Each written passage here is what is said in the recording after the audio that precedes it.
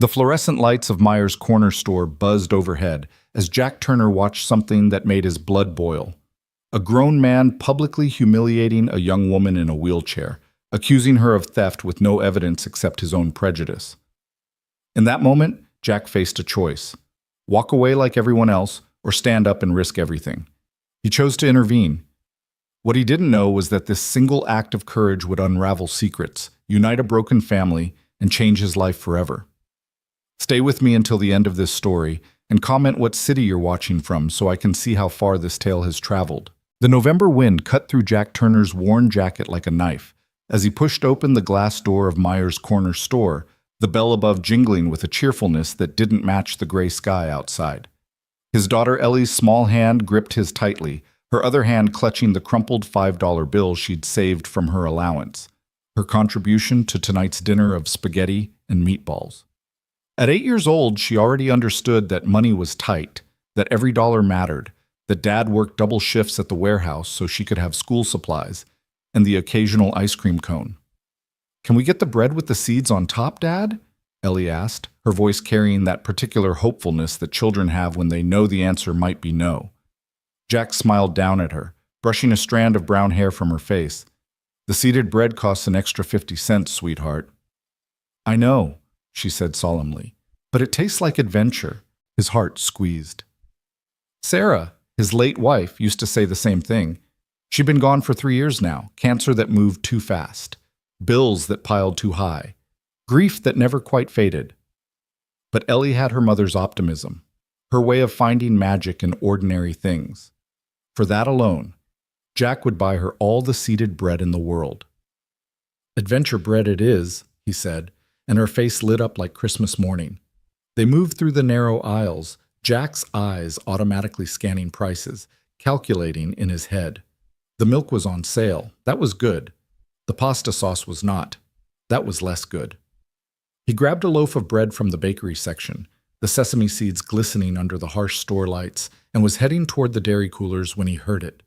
A voice, sharp, aggressive, cutting through the mundane sounds of shopping carts and price scanners. "I know what you did. Don't think I'm stupid." Jack's steps slowed. Something in that tone made his instincts bristle. The same instincts that had kept him alert during late-night warehouse shifts, that had taught him to recognize when a situation was about to go sideways. "Sir, I don't know what you're talking about." A woman's voice, younger, strained, but controlled. "The hell you don't. I saw you. Near the pharmacy section. You took something."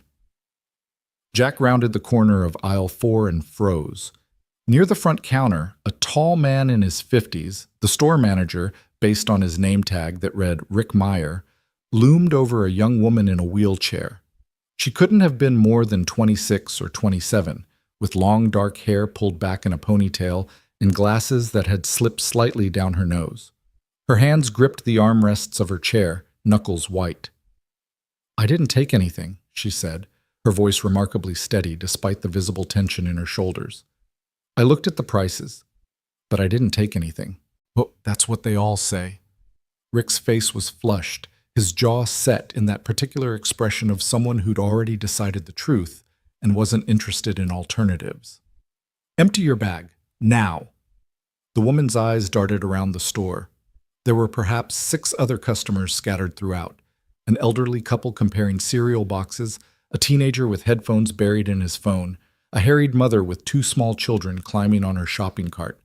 Every single one of them was suddenly very interested in their own business, eyes averted, shoulders turned away. Jack felt Ellie's hand tighten in his. "Dad," she whispered, "that man is being mean." He was. Jack could see it clearly now. The aggressive stance, the raised voice, the public humiliation, and underneath it all, the ugly assumption that a person in a wheelchair was somehow easier to accuse, less able to defend themselves, more vulnerable to intimidation. Sarah's voice echoed in his memory, clear as a bell.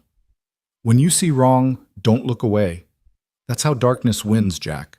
One turned back at a time." His wife had been a social worker, had spent her career standing between vulnerable people and a world that often didn't see them, didn't care. She'd taught him that silence in the face of injustice wasn't neutrality. It was complicity. Jack set down the bread and milk on a nearby shelf. "Stay right here, sweetheart," he said softly to Ellie. "What are you going to do?"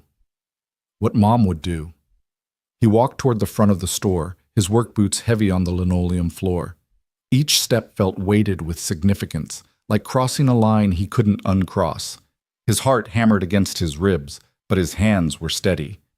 "Empty the bag," Rick was saying again, louder now, his finger jabbing toward the young woman's purse.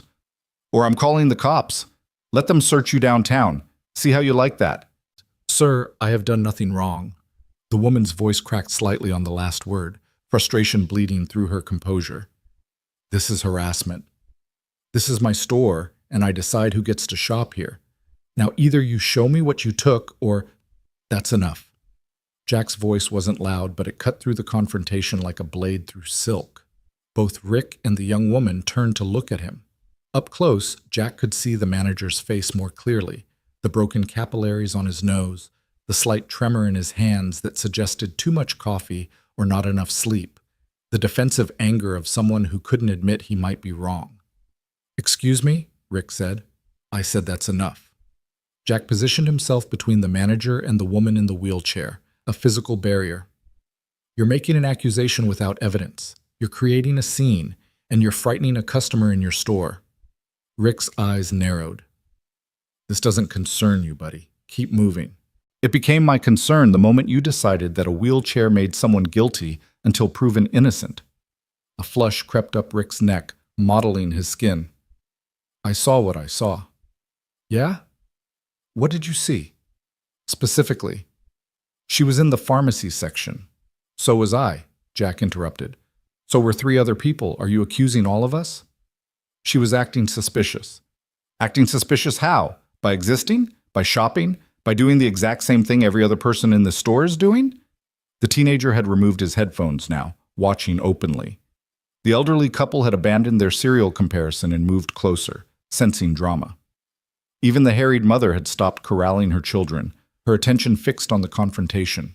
Rick's jaw clenched. "Look, I don't need to explain my security procedures to you.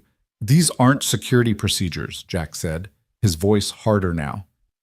"This is profiling. This is discrimination. And if you actually saw her take something, you'd have called the police already instead of trying to bully her into a confession." "How dare you?" "Empty her bag," Jack said. "Go ahead. If you're so sure, prove it." Rick's eyes flickered with something, uncertainty maybe, or the dawning realization that he'd backed himself into a corner. His hand moved toward the woman's purse on her lap, and Jack's hand shot out, gripping the manager's wrist. "Actually," Jack said quietly, "don't touch her things. You want to search someone, you call the actual police and let them handle it. But you won't do that, will you? Because you don't have probable cause. You have assumptions and prejudice, and that's not enough." For a long moment, Rick and Jack locked eyes. The store had gone completely silent except for the hum of the refrigerators and the tinny music playing from the overhead speakers, some pop song about summer and freedom that felt wildly out of place. Then the young woman spoke, her voice cutting through the tension like a warm knife through butter. "You want to see what's in my bag?" She reached into her purse and upended it on the counter beside her. Out tumbled a wallet, a set of car keys with a small stuffed bear keychain, a pack of tissues, a tube of lip balm, 2 pens, a crumpled receipt from a coffee shop, and absolutely nothing else. No pills, no stolen merchandise, just the ordinary detritus of someone's daily life. "There," she said, her chin lifted in defiance. "Satisfied?" Rick's face went from red to pale in the space of a heartbeat. He opened his mouth, closed it, opened it again like a fish gasping for air. There must have been, I was sure," he stammered. "You were wrong," Jack said flatly. "And now you owe this woman an apology." "I don't owe anybody." "Yes, you do." The elderly woman from the cereal aisle had moved closer, her face set in stern disapproval. "That was shameful, Rick Meyer. Absolutely shameful. I've been shopping here for 20 years and I've never seen such disgraceful behavior." Her husband nodded emphatically. "Terrible. Just terrible." Rick's mouth worked soundlessly. He looked around the store, seeing all the faces now watching him, judging him, his store, his customers, his reputation crumbling in real time. Listen, maybe I was mistaken, he finally managed, but I have a right to protect my inventory. By harassing disabled customers? The teenager asked, his phone still in his hand. Dude, I got most of that on video. My sister's gonna love this. She's studying disability rights at college. Rick's face went white. You can't. That's not. I didn't. Jack felt the young woman's hand touch his arm lightly. When he looked down, she was gazing up at him with eyes that held both gratitude and exhaustion, the particular weariness of someone who'd fought this battle too many times before. It's okay, she said softly. I just want to leave. You shouldn't have to leave, Jack said. He should apologize. I don't need his apology. I just need to get out of here. She began scooping her belongings back into her purse with quick, efficient movements.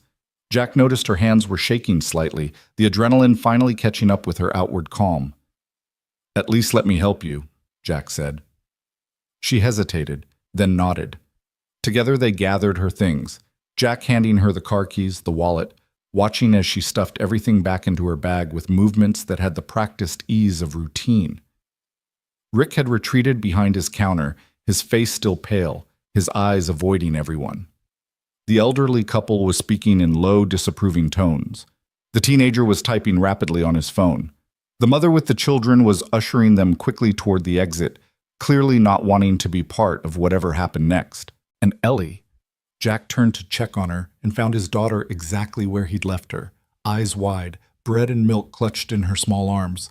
She'd picked them up from the shelf where he'd set them down. Dad, she said, her voice carrying across the store. Can we help her? The young woman in the wheelchair turned toward Ellie's voice, and something in her expression softened. She smiled, tentatively at first, then more genuinely. Your daughter? She asked Jack. Yeah, that's Ellie. She's brave, speaking up like that. She learned it from her mother. Something flickered in the woman's eyes, understanding perhaps or recognition of shared loss. She nodded slowly. Ellie walked over, still clutching their groceries, and looked up at the woman with the directness that only children possess. That man was very rude to you. My dad says when people are rude for no reason, it means they're scared of something inside themselves. The young woman blinked rapidly, and Jack realized she was fighting back tears. Your dad is a very wise man. Sometimes, Ellie said seriously, other times he burns the pancakes. That broke the tension. The woman laughed, a real laugh, warm and genuine, and Jack felt something in his chest unclench slightly. I'm Lena, the woman said, extending her hand to Ellie first, then to Jack. Lena Brooks, Jack Turner, and you've met Ellie, my personal grocery assistant and pancake critic. Former pancake enjoyer, Ellie corrected gravely. Until the burning incident of last Tuesday. Lena's smile widened. Jack noticed she had a small dimple in her left cheek, that her glasses were slightly crooked from the confrontation, that there were laugh lines around her eyes, despite her relative youth. Listen, Jack said, suddenly awkward now that the adrenaline was fading. I'm sorry that happened. You shouldn't have had to deal with that. But I did, Lena said simply, and probably will again. People see the chair before they see me. She paused, then looked up at him with an expression he couldn't quite read. But you didn't. You saw what was wrong and stepped in. Most people pretend not to notice. Maybe the world would be better if more people did notice, Jack said. Maybe. She gathered her purse onto her lap, adjusting her grip on her chair's wheels. Thank you, Jack Turner, and thank you, Ellie the pancake critic. You both restored my faith a little today. She began to wheel toward the door, and Jack moved instinctively to help, pulling it open for her. The bell jingled again, that same cheerful sound, now feeling less ironic. Outside, the November wind had picked up, scattering leaves across the parking lot. Lena's car was parked in the handicapped spot nearest the door, a blue Honda with hand controls visible on the steering column. Jack had noticed those when they'd walked in, had registered them the way you register background details without really thinking about them. Can I help you with anything? He asked. Load your car or... I'm fine, Lena said, then caught herself. Actually, that came out harsher than I meant. I'm used to doing things myself, but thank you. Really. She unlocked her car with the key fob, and Jack watched as she transferred from her wheelchair to the driver's seat with smooth, practiced efficiency, folding the chair, lifting it into the back seat, adjusting her position. Every movement spoke of hard-won skill, of adaptation and determination. Ellie tugged on his jacket. "Dad, we forgot to pay for our stuff." Jack looked down at the bread and milk still clutched in his daughter's arms and laughed, a slightly hysterical sound that released the last of his tension. "You're absolutely right. We forgot to actually buy our food." "I don't think Mr. Rude Man deserves our money," Ellie said seriously. "Mr. Rude Man?" Lena was laughing again, her head tilted back. "Oh, that's perfect. That's what I'm calling him from now on." "Unfortunately, Mr. Rude Man has the only corner store within walking distance," Jack said, "and Dad doesn't have a car, so—" "You walked here?" "About 6 blocks. It's fine. Good exercise." Lena looked at the darkening sky, at the wind whipping the trees, at Ellie in her thin jacket. She seemed to come to a decision. "Let me drive you home," she said. "Oh no, we couldn't—" "Please, it's the least I can do. And honestly," she smiled wryly, "I could use the company. I'm still too angry to go home and be alone with my thoughts about Mr. Rude Man." Jack hesitated, running through the calculus of safety and propriety and the simple human instinct not to be a burden. But Ellie was already nodding enthusiastically, and the wind was cold, and this woman, this stranger who somehow didn't feel like a stranger, was looking at him with open honesty. "Okay," he said. "Thank you. But we're paying for our groceries first." "Naturally. Can't be thieves on top of everything else." They went back inside, all 3 of them now. A united front. Rick Meyer was nowhere to be seen, having apparently retreated to his office in shame. A teenage cashier with purple hair and multiple piercings rang up their items with obvious sympathy. "That was cool what you did," she said to Jack as she bagged the bread and milk. "Rick's a jerk. Everyone knows it." "Then why does everyone shop here?" Lena asked. "Because it's the only store in 6 blocks, the cashier said with a shrug. "But I'm putting in my notice next week. I got a job at the library. Better pay, better people." "Good for you," Lena said warmly. Outside again, Jack gave Lena his address. A small apartment in a building that had seen better decades, in a neighborhood that was fighting hard not to slip into decay.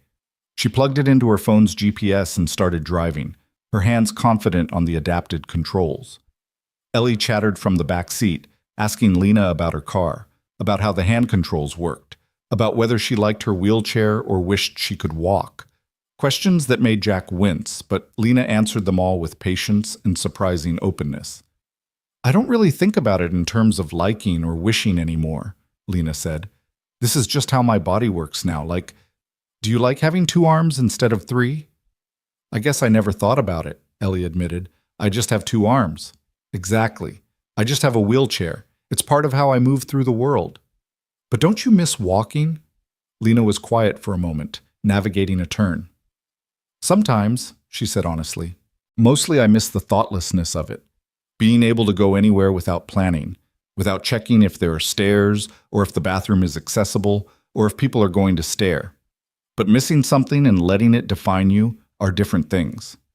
Jack caught her eye in the rearview mirror, and she gave him a small smile, one that said she knew these were complicated questions, that she'd thought about them 1,000 times, that she didn't mind sharing them with a curious 8-year-old. They pulled up in front of Jack's building, a 4-story walk-up with a faded brick facade and window air conditioning units jutting out at odd angles. It wasn't much, but it was home. It was safety. It was where he'd built a life for his daughter after Sarah died. "Thank you," Jack said as Ellie scrambled out with their groceries. "For the ride. For being understanding with her questions." "She's wonderful," Lena said. "You're raising a good human." "Trying to." There was a moment, brief but significant, where their eyes met and held, where something unspoken passed between them, a recognition of shared values, of similar struggles, of the kind of bone-deep weariness that comes from doing your best in a world that isn't always kind. "Maybe I'll see you around," Lena said. "Yeah, maybe." She drove away, her blue Honda disappearing into the November twilight, and Jack stood on the sidewalk watching until her taillights vanished around the corner. "Dad?" Ellie was tugging his hand. Is Miss Lena nice? Yeah, sweetheart. I think she might be very nice. Good. Because I liked her. She talked to me like I was a real person, not just a kid. Jack squeezed her hand as they climbed the stairs to their apartment. Third floor, no elevator, no complaints. That's because she knows what it's like when people don't see the real you. Inside their small two-bedroom apartment, Jack made spaghetti with meatballs while Ellie did homework at the kitchen table. The routine was comfortable, familiar. The sizzle of meat in the pan, the bubble of water boiling, the scratch of pencil on paper. But his mind kept drifting back to the store. To Rick Meyer's accusations and Lena Brooks's dignity. To the way everyone else had looked away and the way Ellie had spoken up. To the quiet strength in Lena's voice when she said, "People see the chair before they see me." Sarah would have liked her, he thought. Sarah who'd spent her life seeing people that others overlooked. The homeless veteran, the struggling single mother, the teenager aging out of foster care. She'd taught him to look deeper, to push back against injustice, to never accept cruelty as inevitable. "Dad, you're stirring the sauce really hard," Ellie observed. "Is everything okay?" Jack looked down and realized he'd been attacking the marinara like it had personally offended him. He laughed and set down the spoon. "Everything's fine, sweetheart. Just thinking." "About Miss Lena?" "Among other things." "I hope we see her again." "Me too, kiddo. Me too." Later that night, after dinner was eaten and dishes were washed, and Ellie was tucked into bed with her worn copy of Charlotte's Web, Jack stood at his apartment window looking out over the neighborhood. Streetlights flickered on, casting pools of orange light on the sidewalks below. Somewhere a dog barked. A car alarm chirped as someone locked their door. Ordinary sounds. Ordinary sights. An ordinary Thursday evening in an ordinary life. Except it didn't feel ordinary anymore. Something had shifted. Some small tectonic plate in the landscape of his existence had moved, and he couldn't quite identify what it meant yet. He thought about Lena's words. "You saw what was wrong and stepped in. Most people pretend not to notice." Jack had noticed. He'd stepped in. And somehow, in that moment of simple human decency, he felt like he'd honored Sarah's memory in a way that grief and longing never could. She'd always said that love wasn't just a feeling, it was a verb, an action, a choice you made every day to show up for people. Today, he'd shown up. For a stranger. For what was right. For the kind of world he wanted Ellie to grow up in. His phone buzzed on the counter, a text from his supervisor at the warehouse about tomorrow's shift assignment. Reality reasserting itself. Bills to pay, hours to work, a life that kept moving forward whether he was ready or not. But as Jack plugged in his phone and prepared for bed, he found himself hoping, just a little, just enough to notice, that maybe he would see Lena Brooks again. Maybe their paths would cross. Maybe that brief connection in a corner store parking lot was something more than a chance encounter. Maybe, just maybe, standing up for what was right could lead somewhere unexpected. He fell asleep thinking about dimples and dignity and the particular courage it took to face a world that often didn't see you, and woke up the next morning to the sound of Ellie singing in the kitchen, attempting to make breakfast, the smell of slightly burnt toast filling the apartment. "Dad," she called, "I'm making adventure toast, like Mom used to." Jack smiled and swung his legs out of bed, ready to face whatever Friday brought. He had no idea that within weeks he'd see Lena Brooks again. That what started as a chance encounter would become something neither of them expected.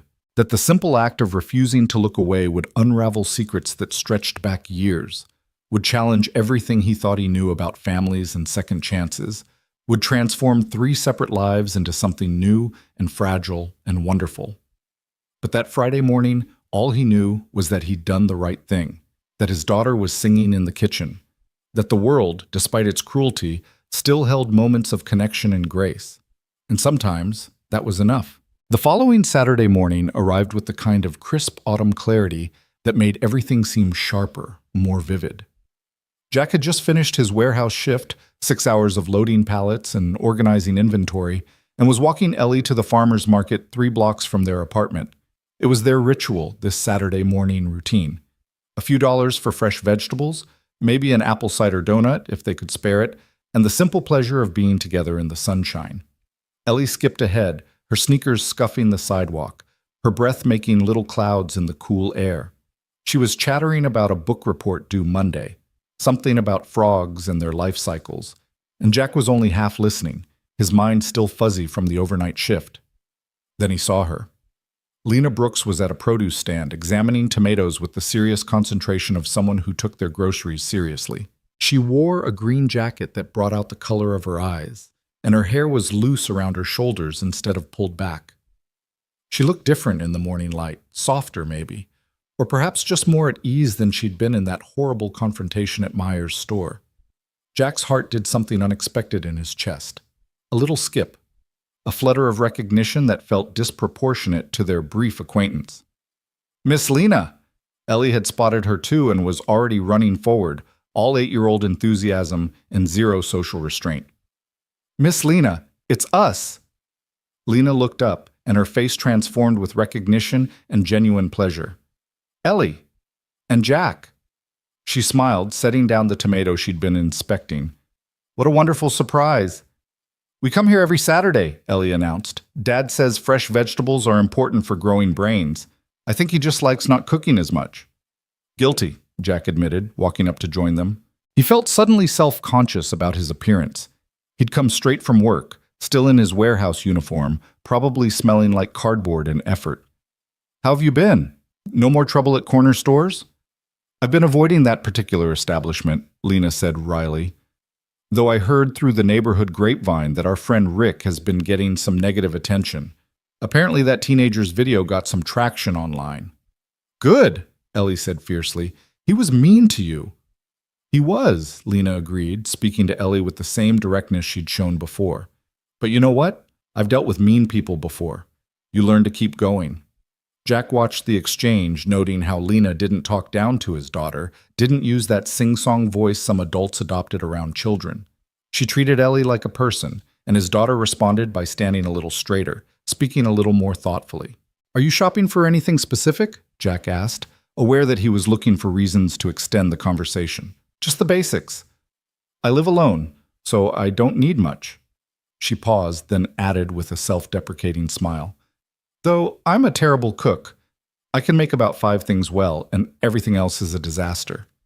"Dad can only make 3 things," Ellie volunteered. "Spaghetti, grilled cheese, and regret." Lena laughed, that warm, genuine sound Jack remembered from their first meeting. "Regret's not a dish, sweetie. It is when Dad tries to make casserole." "Okay, enough roasting Dad in public," Jack said, but he was smiling. This felt easy, natural, like running into an old friend rather than someone he'd met once in a crisis. They wandered through the market together after that, falling into step without discussing it. Lena navigated her wheelchair with practiced ease through the crowds, and Jack found himself noticing things he'd never paid attention to before. Which vendors had accessible setups, where the pavement was uneven, how some people moved aside automatically while others seemed oblivious. At the apple stand, Ellie convinced them both to try samples of 3 different varieties. At the honey booth, Lena explained the difference between clover and wildflower with an expertise that surprised Jack. At the bread vendor, they all agreed that the rosemary focaccia was worth the splurge. "You know a lot about honey," Jack observed as they moved away from the booth, Ellie running ahead to look at a display of pumpkins. "I used to teach," Lena said. Her voice was casual, but Jack caught something underneath, a wistfulness maybe, or loss. "Middle school English. But I always did a unit on sustainable agriculture. The kids loved the honey lesson. We'd bring in samples, talk about pollinators, read poetry about bees." "Used to?" She was quiet for a moment, her hands still on her wheels. "After my accident, it became complicated. The school wasn't accessible. The district said they'd make accommodations, but it was clear they'd prefer I take disability leave. So I did." She glanced up at him. "That was 3 years ago. Haven't taught since." Jack heard the grief in those words, the particular pain of losing not just mobility, but identity, purpose, the thing that made you feel like yourself. "Do you miss it?" he asked. "Every day." She smiled, but it didn't quite reach her eyes. "I miss the chaos of a classroom. The moment when a kid finally gets a metaphor, the smell of dry erase markers and teenage body spray. Weird things to miss, maybe, but not weird at all. Jack said. I miss things about my old life too, before Sarah got sick. We had plans, vacations we'd take, projects we'd finish together.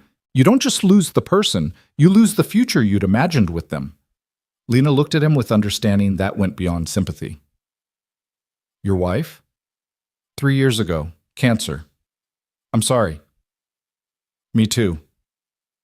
They stood there in the middle of the farmer's market, two people carrying grief they hadn't asked for, finding unexpected recognition in each other's eyes. Around them, life continued. Vendors calling out prices, children laughing, the scent of fresh bread and autumn apples filling the air. Miss Lena, Ellie was waving from the pumpkin display. Can you help me pick one? Dad always chooses the lopsided ones because he feels sorry for them. It's true, Jack admitted. I'm a sucker for underdog pumpkins. Well, we can't have that, Lena said, her smile returning. Come on, this requires serious pumpkin expertise. They spent 20 minutes debating the merits of various pumpkins. Ellie wanted the biggest one. Jack advocated for a charmingly lopsided, medium-sized specimen, and Lena suggested a compromise option that was both substantial and symmetrical. In the end, they bought all three. Ellie's for carving, Jack's for the front step, and Lena's because she admitted she hadn't celebrated Halloween properly in years. What do you mean properly? Ellie asked as they waited for Jack to pay. Oh, you know, decorations, costume, candy, the whole thing. I usually just turn off my lights and pretend I'm not home. Ellie looked horrified. But Halloween is the best holiday. Better than Christmas because nobody makes you write thank you cards. That's a fair point, Lena conceded. You should come to our building, Ellie continued with the fearless social planning of childhood. Dad always does the haunted hallway on our floor. Last year we had fake spiders and everything. Some kids cried. Ellie, you can't just invite people to… Actually, Lena interrupted, looking at Jack. That sounds lovely. If you don't mind. Jack found himself nodding before his brain fully engaged. Sure, yeah, it's nothing fancy, just some decorations and candy, but you're welcome, absolutely. Then it's a plan. She smiled at Ellie. I'll bring good chocolate. The full-sized bars, not the fun-sized nonsense. I love her, Ellie announced to Jack. Can we keep her? Ellie! Jack's face flushed. Sorry, she doesn't have a filter sometimes. But Lena was laughing again, unbothered. I like the no-filter approach. Refreshing. They parted ways near the market exit, Lena heading to her car while Jack and Ellie started their walk home. Jack watched her go, noting again the efficient way she moved, the straight line of her shoulders, the casual wave she threw over her shoulder. Dad, Ellie said as they walked, you're smiling weird. I am not. You are. It's like you're smiling at your thoughts. Maybe I'm just happy. Did you consider that? About what? The pumpkins? About lots of things. The pumpkins, the nice weather, my exceptionally observant daughter who notices everything. Ellie grinned and grabbed his hand, swinging it as they walked. I like Miss Lena. I noticed. Do you like her? Jack considered the question more seriously than perhaps warranted. Did he like her? He barely knew her. They'd had one crisis encounter and one pleasant morning at a farmer's market. That wasn't enough to form real opinions about someone. Except he did like her. He liked her directness, her humor, the way she'd answered Ellie's questions without condescension.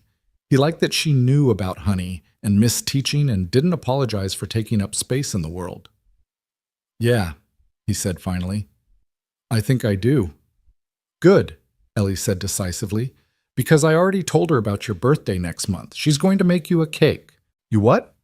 Well, somebody has to. Your birthday cakes are always from the grocery store and they taste like sadness. Jack couldn't even argue with that assessment. Halloween came on a Wednesday that year, which meant Jack had to juggle his work schedule, Ellie's costume preparations, and the haunted hallway setup all in the span of a few hours. He'd taken a half shift at the warehouse, leaving at noon to race home and transform their floor's corridor into something appropriately spooky. Mrs. Chen from 3B contributed her extensive spiderweb collection. Mr. Rodriguez in 3D provided a fog machine of questionable safety. The college students in 3A had a surprisingly sophisticated sound system that could play eerie music at just the right volume. By 5 o'clock, when early trick-or-treaters would start arriving, The third floor of their building looked like a respectable haunted house on a budget. All shadows and cobwebs and creepy music, with a few jump scares strategically placed for the older kids. Ellie was dressed as a witch, complete with a pointed hat that kept sliding over her eyes. She'd painted her face green and was cackling with disturbing enthusiasm. "Do I look scary?" she asked for the 15th time. "Terrifying," Jack assured her, adjusting his own costume. A vampire cape Sarah had made him years ago, worn but loved. Absolutely nightmare-inducing. The doorbell rang at 5:07, and Jack opened it expecting their first trick-or-treaters. Instead, he found Lena. She'd dressed as a librarian, glasses, cardigan, a little name tag that said Ms. Brooks, Information Specialist. Her wheelchair was decorated with glow-in-the-dark tape and streamers, and she held 2 enormous bags of full-sized candy bars. "I come bearing chocolate," she announced, "and I'm ready to be assigned to a station. Where do you need me?" Jack blinked, momentarily at a loss. He'd half expected her not to show. People said things, made plans they didn't keep. It was the way of casual acquaintances. But here she was, costumed and committed and carrying enough chocolate to give every kid in the building a sugar high until Christmas. "You actually came," he said, then immediately felt stupid for sounding surprised. "Of course I came. I promised." She wheeled into the apartment, looking around with interest at their small space, the worn furniture, the crayon drawings on the fridge, the basket of unfolded laundry Jack hadn't had time to deal with. "This is cozy. I like it." "It's small," Jack said automatically, seeing the space through her eyes and finding it wanting. "Small is cozy. Cozy is good." She parked near the door and started unpacking candy bars. "So what's the strategy? Do we hand these out here or are we mobile?" "Miss Lena!" Ellie came running, her witch hat flying off in her excitement. "You're here, and you brought the good chocolate." "As promised. Now show me this haunted hallway I've heard so much about." For the next 3 hours, they worked as a surprisingly effective team. Lena stationed herself at the apartment door with Ellie, distributing candy and compliments to trick-or-treaters. Jack roamed the hallway, managing the fog machine, helping the smaller kids through the scary parts, making sure nobody knocked over Mrs. Chen's favorite spider decoration. The building filled with children and laughter, pirates and princesses, superheroes and monsters, all parading through their makeshift haunted house with varying degrees of bravery. Parents lingered in the hallway, chatting and taking photos, and several of them went out of their way to compliment the setup. Around 7 o'clock, during a lull between trick-or-treaters, Jack found himself sitting on the hallway floor next to Lena's wheelchair, both of them eating candy bars they'd stolen from the distribution pile. "This is nice," Lena said, unwrapping a Snickers. "I'd forgotten how fun Halloween could be. Better than hiding in the dark, pretending you're not home?" "Significantly better." She popped a piece of chocolate in her mouth, chewing thoughtfully. "Thank you for inviting me, or rather, thank you for letting Ellie invite me." "She has a way of making executive decisions," Jack said, "but I'm glad you came. It's been nice. Having another adult around for this." It was more honest than he'd intended to be, and he felt suddenly vulnerable, like he'd revealed too much. But Lena just nodded, understanding in her eyes. "It must be hard," she said quietly, "doing everything alone, being both parents." "I'm not doing a great job at being both," Jack admitted. "I'm barely managing one. I can't braid hair for anything. I forget permission slips, and my cooking is apparently regrettable." "But you show up," Lena said firmly. "You show up every day and you try, and your daughter clearly adores you. That's not barely managing. That's doing an amazing job under impossible circumstances." Jack felt something tight in his chest loosen slightly. When was the last time someone had told him he was doing okay? When was the last time he'd let himself believe it? "You want to know something?" Lena continued, her voice softer now. "After my accident, people kept telling me I was so brave, so inspiring, just for existing, for getting dressed in the morning, for leaving the house. And I hated it because I wasn't trying to be inspiring, I was just trying to survive." She paused. "But watching you with Ellie, seeing how you've built a life for her, how you stood up for a stranger in a store because it was the right thing to do, that actually is brave. That actually is inspiring." "I just did what anyone would—" "No," she interrupted. That's where you're wrong. Most people wouldn't. Most people look away. Before Jack could respond, a group of teenagers dressed as zombies came stumbling down the hallway, and the moment broke. But something had shifted between them. Some level of understanding reached, some mutual recognition of each other's struggles and strengths. The evening wound down around 9. The trick-or-treaters dwindled to a trickle, then stopped altogether. Mrs. Chen reclaimed her spiders, Mr. Rodriguez unplugged his fog machine, and the college students in 3A turned off their sound system and retreated to their apartment with promises to help clean up tomorrow. Ellie had fallen asleep on the couch, still in her witch costume, her face paint smudged and her candy bag clutched to her chest. Jack carried her to bed, carefully removing her hat and shoes, pulling the blanket up to her chin. She murmured something about chocolate and scary hallways and drifted deeper into sleep. When he returned to the living room, Lena was still there, helping gather stray candy wrappers and straighten the furniture they'd moved aside. "You don't have to do that," Jack said. "I know, but I want to help." She deposited a handful of wrappers in the trash and looked up at him. "Tonight was really special, Jack. Thank you. Thank you for coming, for the chocolate, for being so good with Ellie." "Ellie makes it easy." She hesitated, then added, "You know, she was telling me earlier that she's struggling with reading, that her class is ahead of her and she's feeling behind." Jack felt his stomach sink. He knew Ellie was having trouble. The teacher had sent home notes, and he'd been trying to help with homework, but between his work schedule and his own exhaustion, it wasn't enough. "I don't know what to do," he admitted. "I can't afford a tutor, and I'm not home enough to work with her consistently, and she's starting to think she's stupid, which kills me because she's so smart. She just needs—" "Let me help," Lena said. Jack stopped mid-sentence. "What?" "Let me tutor her. Reading was my specialty when I taught. I'm good at it, and I miss it, and honestly, it would be doing me a favor. I need something purposeful to do." "Lena, I couldn't ask you to—" "You're not asking, I'm offering." She met his eyes steadily. "No charge. Consider it a thank you for standing up for me in that store, for treating me like a person instead of a problem, for including me tonight." Jack felt emotion rise in his throat, unexpected and overwhelming. "That's too much. You don't owe me anything." "I don't do this because I owe you," Lena said gently. "I do it because I want to, because Ellie's a great kid who deserves help, because you're a good father trying his best, and because—" She paused, seeming to choose her words carefully, "because maybe we could all use more people in our lives who give a damn." It was the most vulnerable thing she'd said, the closest she'd come to admitting that maybe she was lonely too, that maybe she needed this connection as much as they did. "Okay," Jack said finally, "if you're sure." "I'm sure." "When would you want to start?" "How about next Saturday, after the farmer's market? She could come to my place, or I could come here, whatever works." "Here might be easier. My schedule is unpredictable." "Here it is, then." She smiled, and Jack noticed again the dimple in her left cheek, the way her eyes crinkled at the corners. "I'll bring books and patience. She'll bring enthusiasm and terrible knock-knock jokes. I can handle that." They stood there for a moment, the apartment quiet around them, except for the hum of the refrigerator and the distant sound of traffic outside. Jack became aware of how close they were standing, how easy it would be to reach out, to touch her hand or her shoulder, or... He stepped back, suddenly nervous. This was moving into territory he hadn't explored in years, feelings he'd carefully packed away after Sarah died. It was too soon, too complicated, too risky.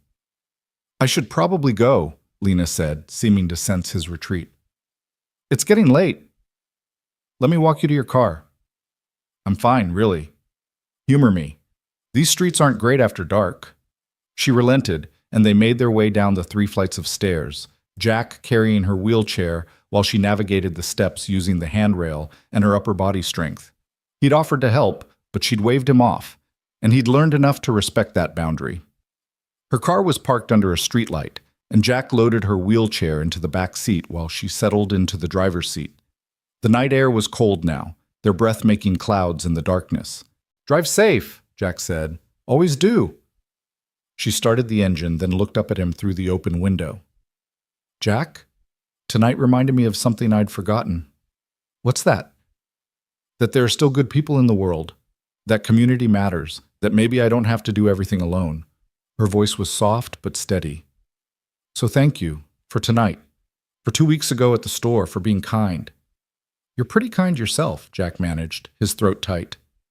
Then maybe we're well matched, she said lightly, but her eyes held his for a beat longer than necessary before she shifted into drive. See you Saturday. Saturday, Jack confirmed. He watched her drive away, taillights disappearing down the street, taking with them the warmth of the evening and leaving him standing in the cold November night, wondering what exactly was happening, what this growing connection meant, and whether he was ready for any of it. Upstairs, the apartment felt emptier than it had an hour ago. Jack cleaned up the remaining Halloween debris, threw away the last candy wrappers, turned off the lights. In her room, Ellie slept peacefully, her witch hat on the floor beside her bed. Jack stood in the doorway watching her, the way he often did, marveling at this small person he'd helped create, this perfect blend of himself and Sarah, this reason he kept going even when exhaustion felt like a physical weight. Your mom would have liked her, he whispered to his sleeping daughter. I think she'd tell me it's okay to like her too. Saturday arrived wrapped in rain and gray skies. Jack almost texted Lena to reschedule. The weather felt like a bad omen, a sign that maybe he should slow down this growing friendship before it became something more complicated. But Ellie was so excited, so eager to show off her reading skills and spend time with Miss Lena, that he couldn't bring himself to cancel. Lena arrived promptly at 2, somehow managing to look put together despite navigating her wheelchair through puddles. She brought a backpack full of books, a folder of worksheets, and an energy that immediately filled their small apartment with purpose. All right, Miss Ellie, she said, settling at their kitchen table. Show me what you're working on in school. What followed was remarkable. Jack had intended to give them space to retreat to the living room with his laptop and tackle some bills, but he found himself lingering in the doorway, watching as Lena worked with his daughter. She didn't talk down to Ellie or express frustration when she stumbled over words. Instead, she asked questions, broke down complex concepts into manageable pieces, and celebrated every small success with genuine enthusiasm. When Ellie struggled with a particularly difficult passage, Lena didn't push. She pivoted to a different book, a different approach, finding the path that worked for his daughter's specific learning style. You're doing great, Lena said after about 40 minutes. Do you know how I can tell? How? Ellie asked, leaning forward eagerly. Because you're trying hard things. Anyone can read easy books, but you're tackling words that challenge you, and that's what makes your brain grow. That's what makes you a reader. I want to be a reader, Ellie said seriously. Like Dad. He reads books to me every night. He does? Lena glanced at Jack, who shrugged sheepishly from the doorway. It's our thing, he said. Has been since she was a baby. That's wonderful. Lena smiled at him, warm, approving, and Jack felt something flutter in his chest again. Reading together is one of the best gifts a parent can give. They worked for another hour, taking a break for snacks and conversation before diving back into phonics and comprehension. By the time Lena started packing up her materials, Ellie was exhausted but glowing with pride. Can we do this every week? She asked. Please? Absolutely, Lena said. As long as your dad's okay with it. More than okay, Jack said. You're amazing with her. Seriously, I watched you work and it's like, you see exactly what she needs. That's because I spent years learning how to see kids, Lena said, zipping her backpack. Every child learns differently. The trick is figuring out their specific path.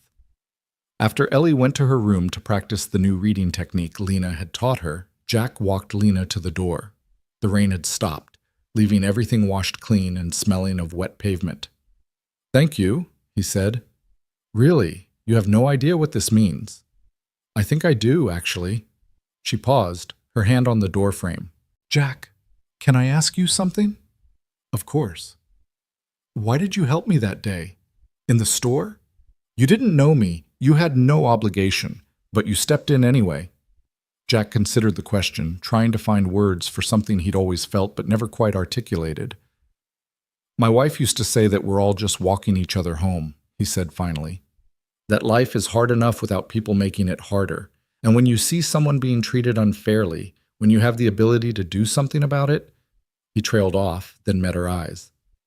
I guess I'd want someone to do the same for me, for Ellie. It wasn't complicated, but it was brave. No, brave would be doing something dangerous. I just did something decent. Decent is rarer than you think, Lena said softly. They stood there in the doorway, the afternoon light slanting through the windows, casting long shadows across the floor. Jack became aware of her perfume, something subtle, maybe lavender, and the way her eyes held his without wavering. Lena, he started, then stopped, unsure what he wanted to say. Yeah? I'm glad we met. Is that weird to say? We've only known each other a few weeks, but I'm glad. She smiled, that genuine, warm smile that made her whole face change. It's not weird. I'm glad too. And that became their pattern. Every Saturday after the farmer's market, Lena came to their apartment and worked with Ellie on reading. But it became more than just tutoring sessions. They'd have dinner together, Jack's limited repertoire supplemented by Lena's surprisingly good salads and the occasional takeout splurge. They'd talk while Ellie practiced her reading, sharing stories about their lives, their losses, their hopes. Jack learned that Lena had been engaged before her accident, that her fiancé had left 6 months into her recovery, unable to handle the new version of her. He learned that she'd grown up wealthy but had chosen teaching over joining her family's business empire, much to her father's disappointment. He learned that she missed horseback riding more than almost anything, that she'd been an accomplished equestrian before the accident that changed everything. Lena learned that Jack had dropped out of college when Sarah got pregnant with Ellie, that he'd planned to go back but life kept intervening. She learned about his warehouse job, about how he took extra shifts whenever possible, but worried constantly about missing time with his daughter. She learned that he'd been a musician once, played guitar in a band that almost made it, almost got signed, almost became something before reality insisted on responsibility. Do you still play? She asked one evening in early December, when the first snow had started to fall outside their windows. Not really. Haven't picked up my guitar in probably 2 years. That's a shame. Music is important. So's paying rent. Both can be true. She was quiet for a moment, then said, You know what I miss most about teaching? It's not the lesson plans or the grading or even the kids, though I miss them too. It's the feeling of being useful, of having purpose beyond just existing. Jack understood that completely. Is that why you're doing this? Tutoring Ellie? Partly. She looked at him directly.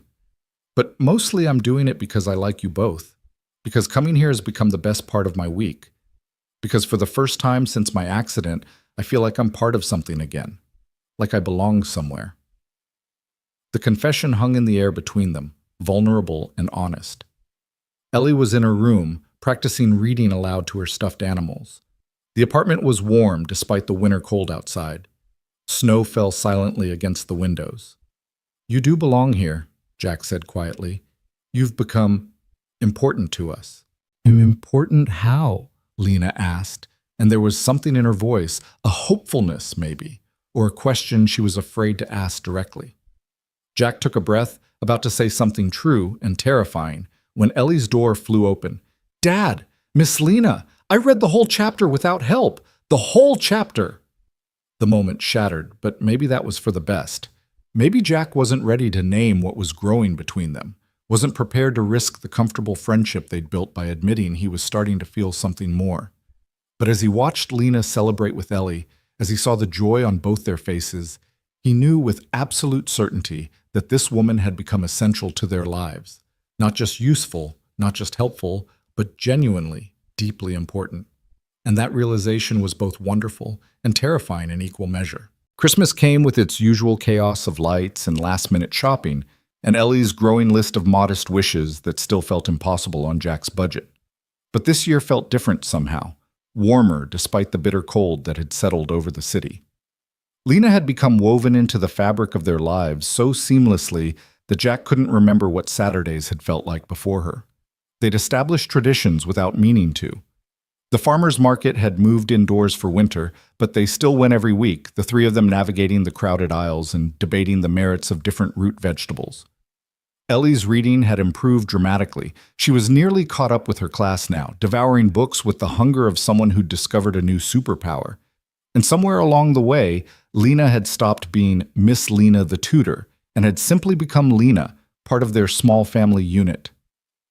It was the week before Christmas when everything changed. Jack had just gotten home from an overnight shift, exhausted down to his bones, when his phone rang.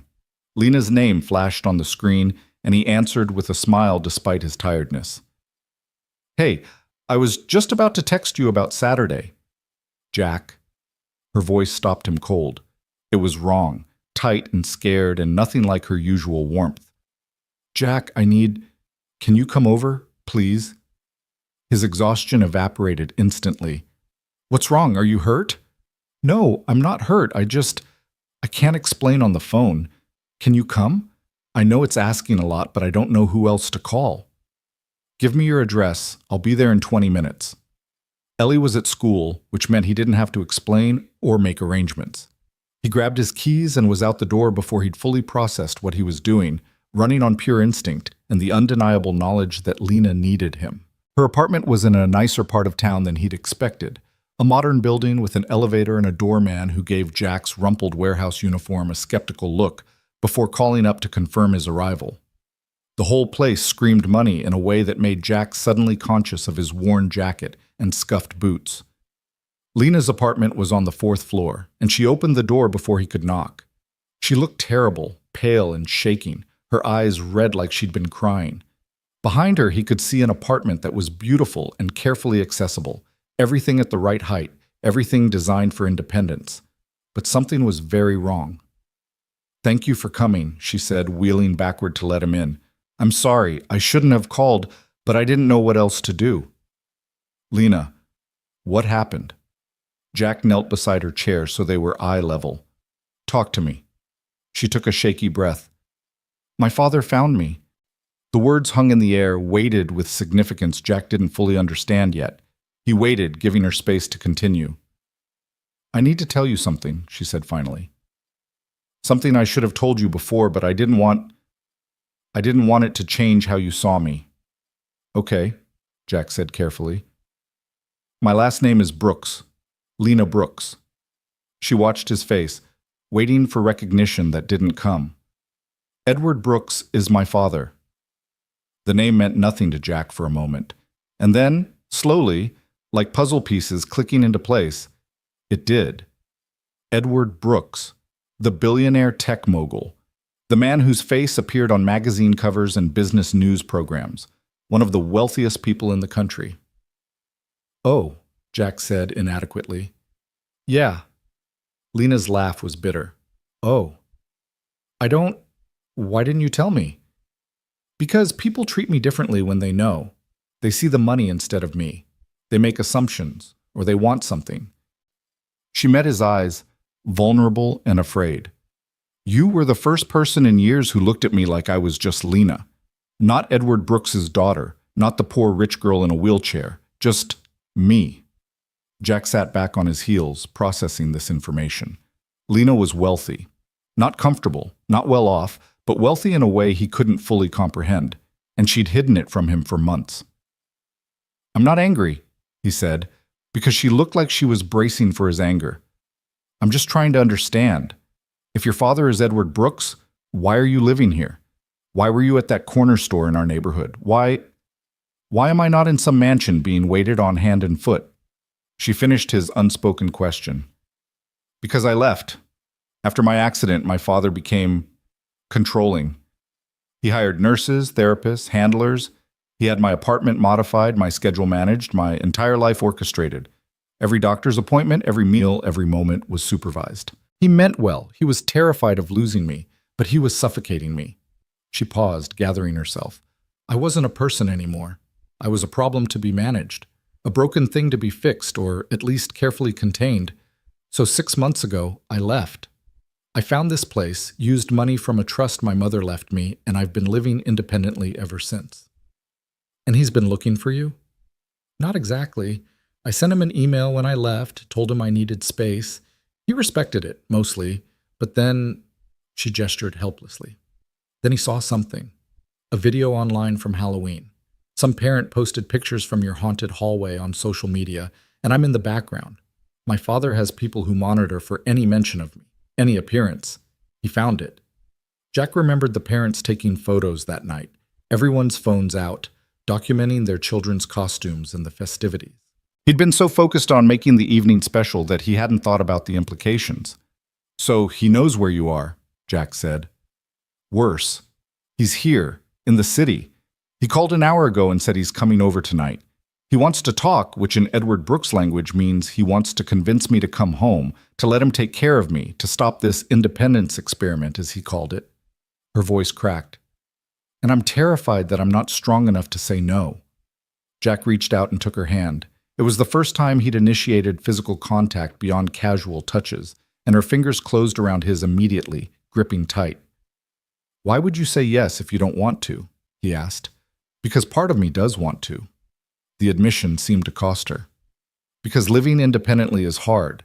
Because there are days when managing everything alone feels impossible. Because he's my father and he loves me, and I know his controlling behavior comes from fear of losing me like he lost my mother. She looked at their joined hands. And because I'm tired, Jack.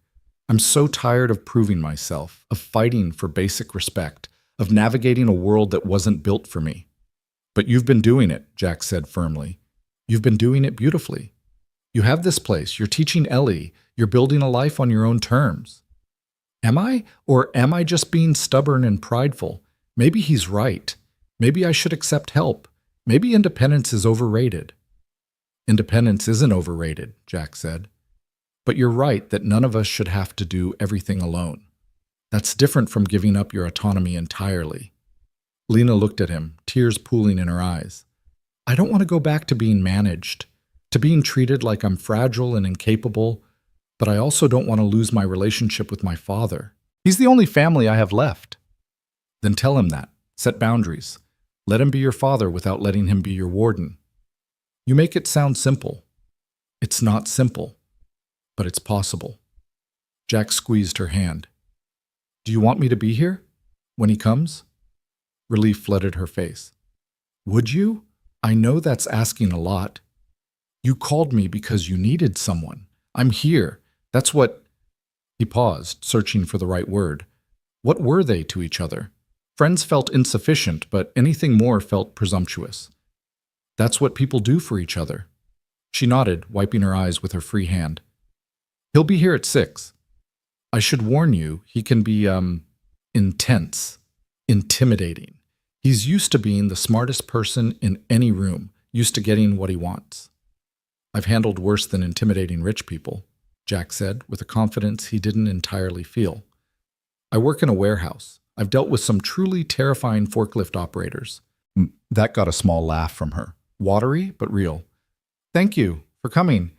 For not treating me differently now that you know. Why would I treat you differently? You're still the same person who helped a stranger at a farmer's market, who makes Ellie laugh, who knows way too much about honey. He smiled.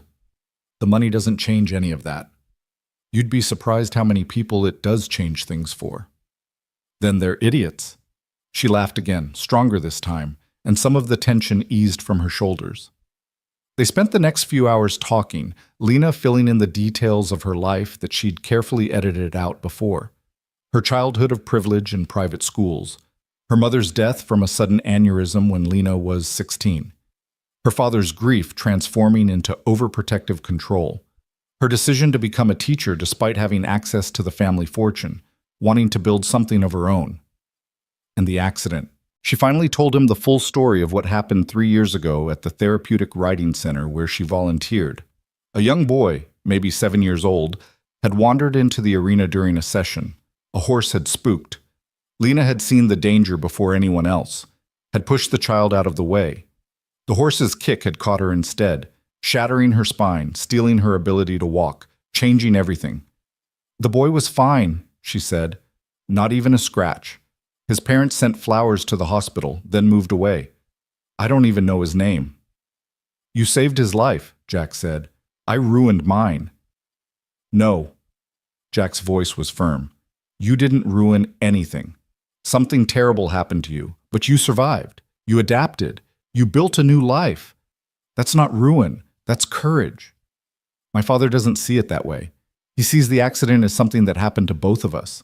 He lost his perfect daughter, the one who could ride horses and dance at charity galas and eventually take over the family business. Now he has this, she gestured at herself, at the wheelchair. This version he doesn't know how to fix. You're not broken, Jack said, and you don't need fixing. Try telling him that. At exactly 6 o'clock, the doorbell rang. Lena's whole body tensed, and Jack stood up, positioning himself where he could see the door but not look like he was trying to intimidate anyone. Though honestly, what could he possibly do to intimidate a billionaire? Lena wheeled to the door and opened it, and Edward Brooks stepped into the apartment. He was exactly what Jack expected, and somehow more. Tall, silver-haired, wearing a suit that probably cost more than Jack made in 3 months. His face was angular and handsome in the way of men who took care of themselves, who had personal trainers and nutritionists and dermatologists. But his eyes were tired and worried and exactly like Lena's. "Lena," he said, and his voice cracked slightly on her name. "Thank God. When I saw that video, when I realized where you were, I had to—" He stopped, noticing Jack for the first time. "Who's this?" "This is Jack Turner," Lena said, her voice steady despite the trembling in her hands. "He's a friend." Edward's gaze swept over Jack, cataloging and dismissing him in seconds. The warehouse uniform, the cheap sneakers, the obvious signs of someone from a different world entirely. "A friend. I see. Dad, please don't do that." "Do what?" "That thing where you assess people and find them lacking. Jack is important to me. You will treat him with respect." Something flickered in Edward's face. Surprise, maybe, at his daughter's tone. He extended his hand to Jack, and after a moment's hesitation, Jack shook it. Edward's grip was firm but not crushing, a businessman's handshake calibrated for maximum impression. "Mr. Turner," Edward said, "thank you for whatever you're doing here." "I'm here because Lena asked me to be," Jack said simply. "How convenient."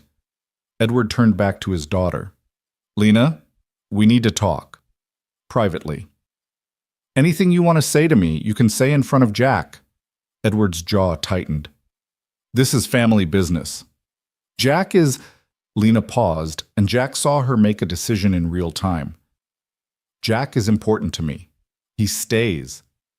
For a long moment, father and daughter stared at each other, wills clashing silently. Finally, Edward sighed and moved further into the apartment, his eyes taking in the space with the same assessing quality he'd used on Jack.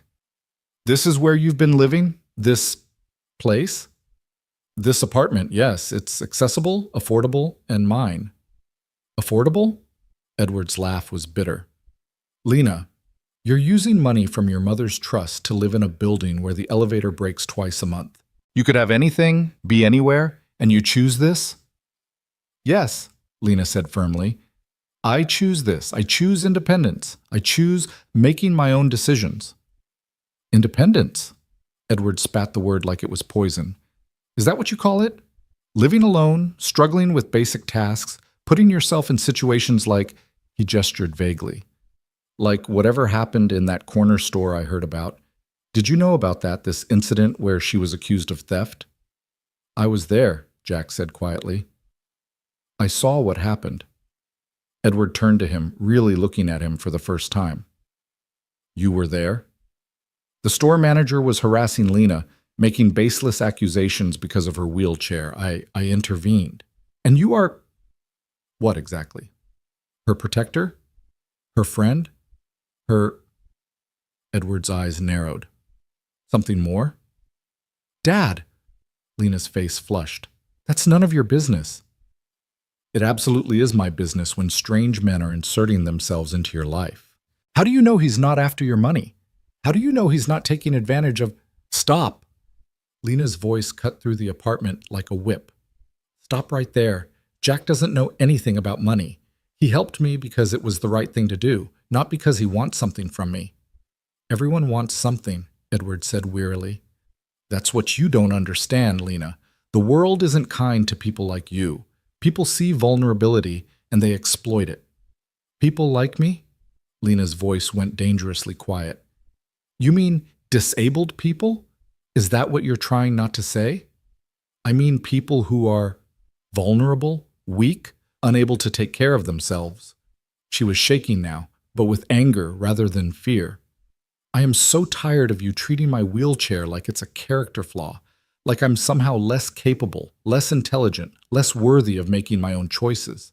That's not what It's exactly what you mean. Lena's voice rose. You've been treating me like broken glass since the accident, hiring people to manage me, scheduling my life, making decisions for me. I'm not a child, Dad. I'm not incompetent. I'm just disabled, and there's a difference. Edward's face was pale. I was trying to protect you. After your mother died, you're all I have left. The thought of losing you, of something happening because I wasn't there to prevent it. But you can't prevent everything, and you're not supposed to. I'm 28 years old. I'm supposed to be living my life, making mistakes, learning, growing, not sitting in some mansion being watched and managed and slowly suffocating. Is that what I was doing? Suffocating you? Yes, Lena said, and tears were streaming down her face now. Yes, Dad. You were. With love. With good intentions, but yes. Jack stood frozen, witnessing this raw family drama unfold, feeling like an intruder but unable to leave because Lena had asked him to stay. He watched Edward's face cycle through emotions, anger, denial, hurt, and finally something that looked like dawning comprehension. I didn't know, Edward said finally, his voice rough. I thought I was helping. After the accident, you were so broken, and I just wanted to fix things for you. But I'm not a thing to be fixed, Lena said.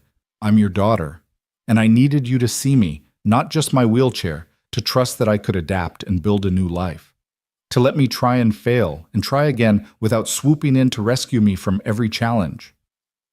Edward sat down heavily on Lena's couch, suddenly looking every one of his 60 years. Your mother would have known what to do. She always knew how to balance protection and freedom. He rubbed his face. I was so scared, Lena, when I got the call about your accident, when they said you might not survive, when they said you'd never walk again. I thought I'd lose you. And then when you did survive, I became terrified of all the ways the world could hurt you again. But you were hurting me too, Lena said softly, wheeling closer to her father, by not trusting me, by making me feel helpless. I know. Edward looked up at her, and Jack saw tears in the older man's eyes. I know, and I'm sorry. I'm so sorry, sweetheart. Lena reached out and took her father's hand. I don't want to lose you, Dad, but I can't go back to the way things were. I need to live my own life, make my own choices, even if sometimes those choices lead to mistakes. Like living in a building with a broken elevator? Like living in a building with a broken elevator, Lena confirmed, but she was smiling slightly through her tears. Edward was quiet for a long moment, still holding his daughter's hand. Then he looked at Jack, who'd been trying to blend into the wallpaper. You, he said, Jack Turner. Tell me about yourself. Dad, you don't need to humor me, please. Edward's voice was gentler now. If you're important to my daughter, I'd like to know who you are. Jack moved forward carefully, like approaching a skittish animal. I'm nobody special. I work in a warehouse. I have an 8-year-old daughter named Ellie. I'm a widower. I met Lena when she was being mistreated at a corner store, and I couldn't stand by and watch that happen. Just a good Samaritan, then.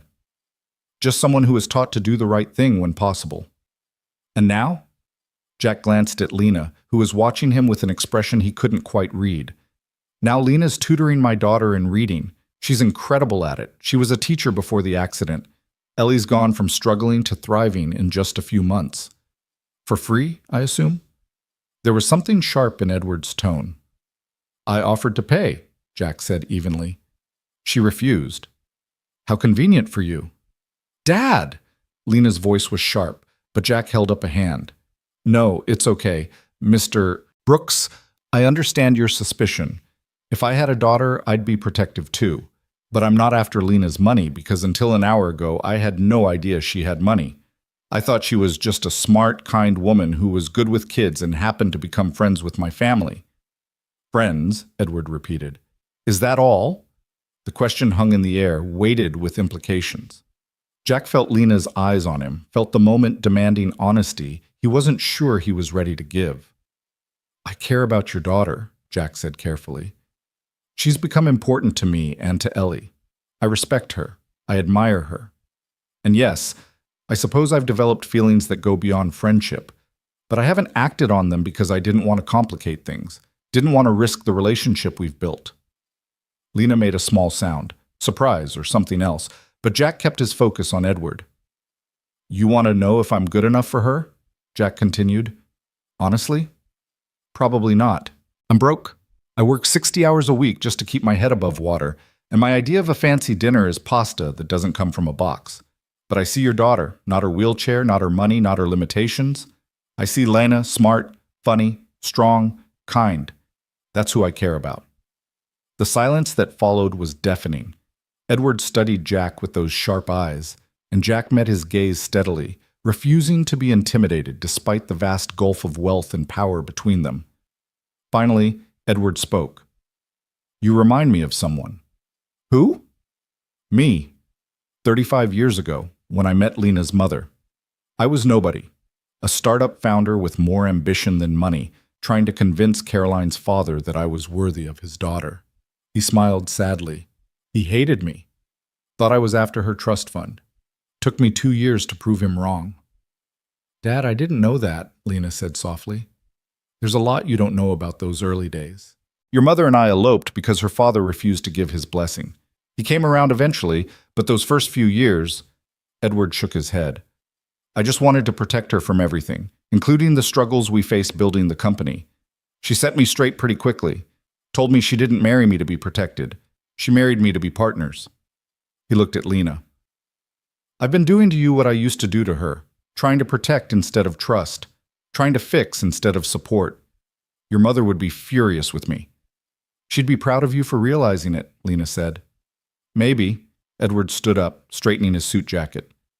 I can't pretend I'm thrilled about your living situation. This apartment, this neighborhood, it's not what I would choose for you. But it's what I choose for myself.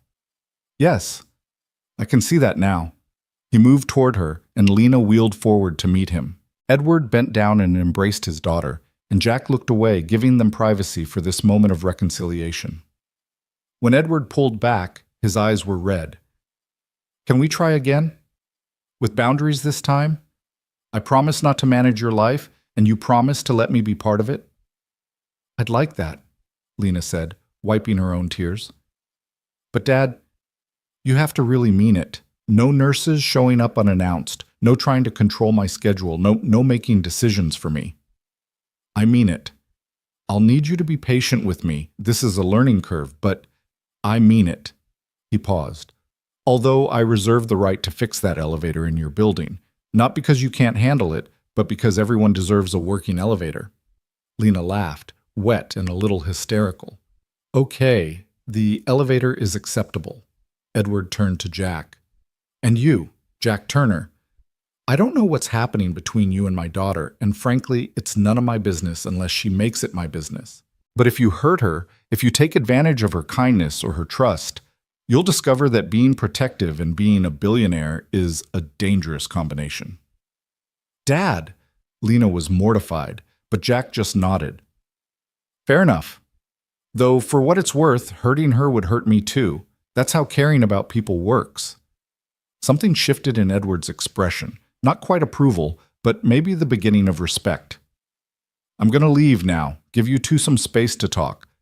Lena, I'll call you tomorrow. Maybe we could have lunch? I'd like that. No entourage, no handlers, just us. Perfect. Edward moved toward the door, then paused. Jack? Thank you for being here tonight. I don't think she would have stood up to me like that without your support. She's stronger than you think, Jack said. She would have done it anyway. Maybe, but it's easier to be brave when you're not alone. After Edward left, the apartment felt suddenly empty and too quiet. Lena sat motionless in her chair, staring at the closed door like she couldn't quite believe what had just happened. Lena? Jack said softly. She turned to look at him, and he saw 100 emotions cycling across her face. relief, exhaustion, hope, fear, and something else he couldn't quite name. "You told my father you have feelings for me," she said. Jack's heart started pounding. "I did. Was that... Should I not have said that?" "I don't know. She wheeled closer to him. "Is it true? Or were you just trying to prove a point to him?" "It's true." The words felt like jumping off a cliff, terrifying and exhilarating at once. I've been trying not to feel it because it seemed complicated and risky and potentially disaster-prone. But yeah, it's true. "Why didn't you say anything before?" "Because I didn't want to pressure you. Because you were grieving your broken engagement, and I was grieving my wife. And it seemed like maybe we both needed friendship more than romance. Because I was scared." "Of what?" "Of ruining what we have. Of not being enough. Of all the ways this could go wrong." He met her eyes. "You're Lena Brooks, daughter of a billionaire. I'm Jack Turner, warehouse worker, barely making rent. That's a pretty significant gap." "The money doesn't matter," Lena said fiercely. "That's what I've been trying to tell everyone. The money isn't me." "I know, but it's still real. Your father isn't wrong that we're from different worlds." "So what?" Lena wheeled right up to him, close enough that he could see the flecks of gold in her eyes. "My father and mother came from different worlds too. It didn't make their love any less real." "Lena, do you want to know why I didn't tell you about the money?" she interrupted. "It wasn't just because I wanted you to see me. It's because when I'm with you and Ellie, I feel like the person I was before the accident, before the wealth and the wheelchair and all the complicated identity stuff. I feel like just Lena, someone who can laugh and teach and eat adventure bread and not be defined by either my limitations or my trust fund." Jack reached out slowly, giving her time to pull away, and cupped her face gently. "You are just Lena. That's all you've ever been to me. Then why are you scared of this? Of us?" "Because I have a daughter to think about. Because I'm falling for you. And if this doesn't work out, it won't just break my heart. It'll break Ellie's too. She adores you." "And I adore her," Lena said. Her hand came up to cover his where it rested against her cheek. "I adore both of you. These last few months have been the happiest I've been since before my accident. Coming to your apartment, teaching Ellie, spending time with you, it's become the center of my week. The thing I look forward to most." They were so close now, close enough that Jack could count her eyelashes, could see the slight tremor in her lips, could feel the warmth of her breath. "What are we doing?" he whispered. "I think we're finally being honest," she whispered back. Jack leaned down slowly, giving her every opportunity to change her mind, to pull away, to say this was a mistake. But she didn't. Instead, she tilted her face up to meet him, and when their lips finally touched, it felt like something inevitable clicking into place. The kiss was soft and tentative at first, a question being asked and answered. Then Lena's hand slid to the back of his neck, pulling him closer, and Jack deepened the kiss, pouring into it all the feelings he'd been carefully restraining for months. The admiration, the desire, the growing certainty that this woman had become essential to his life.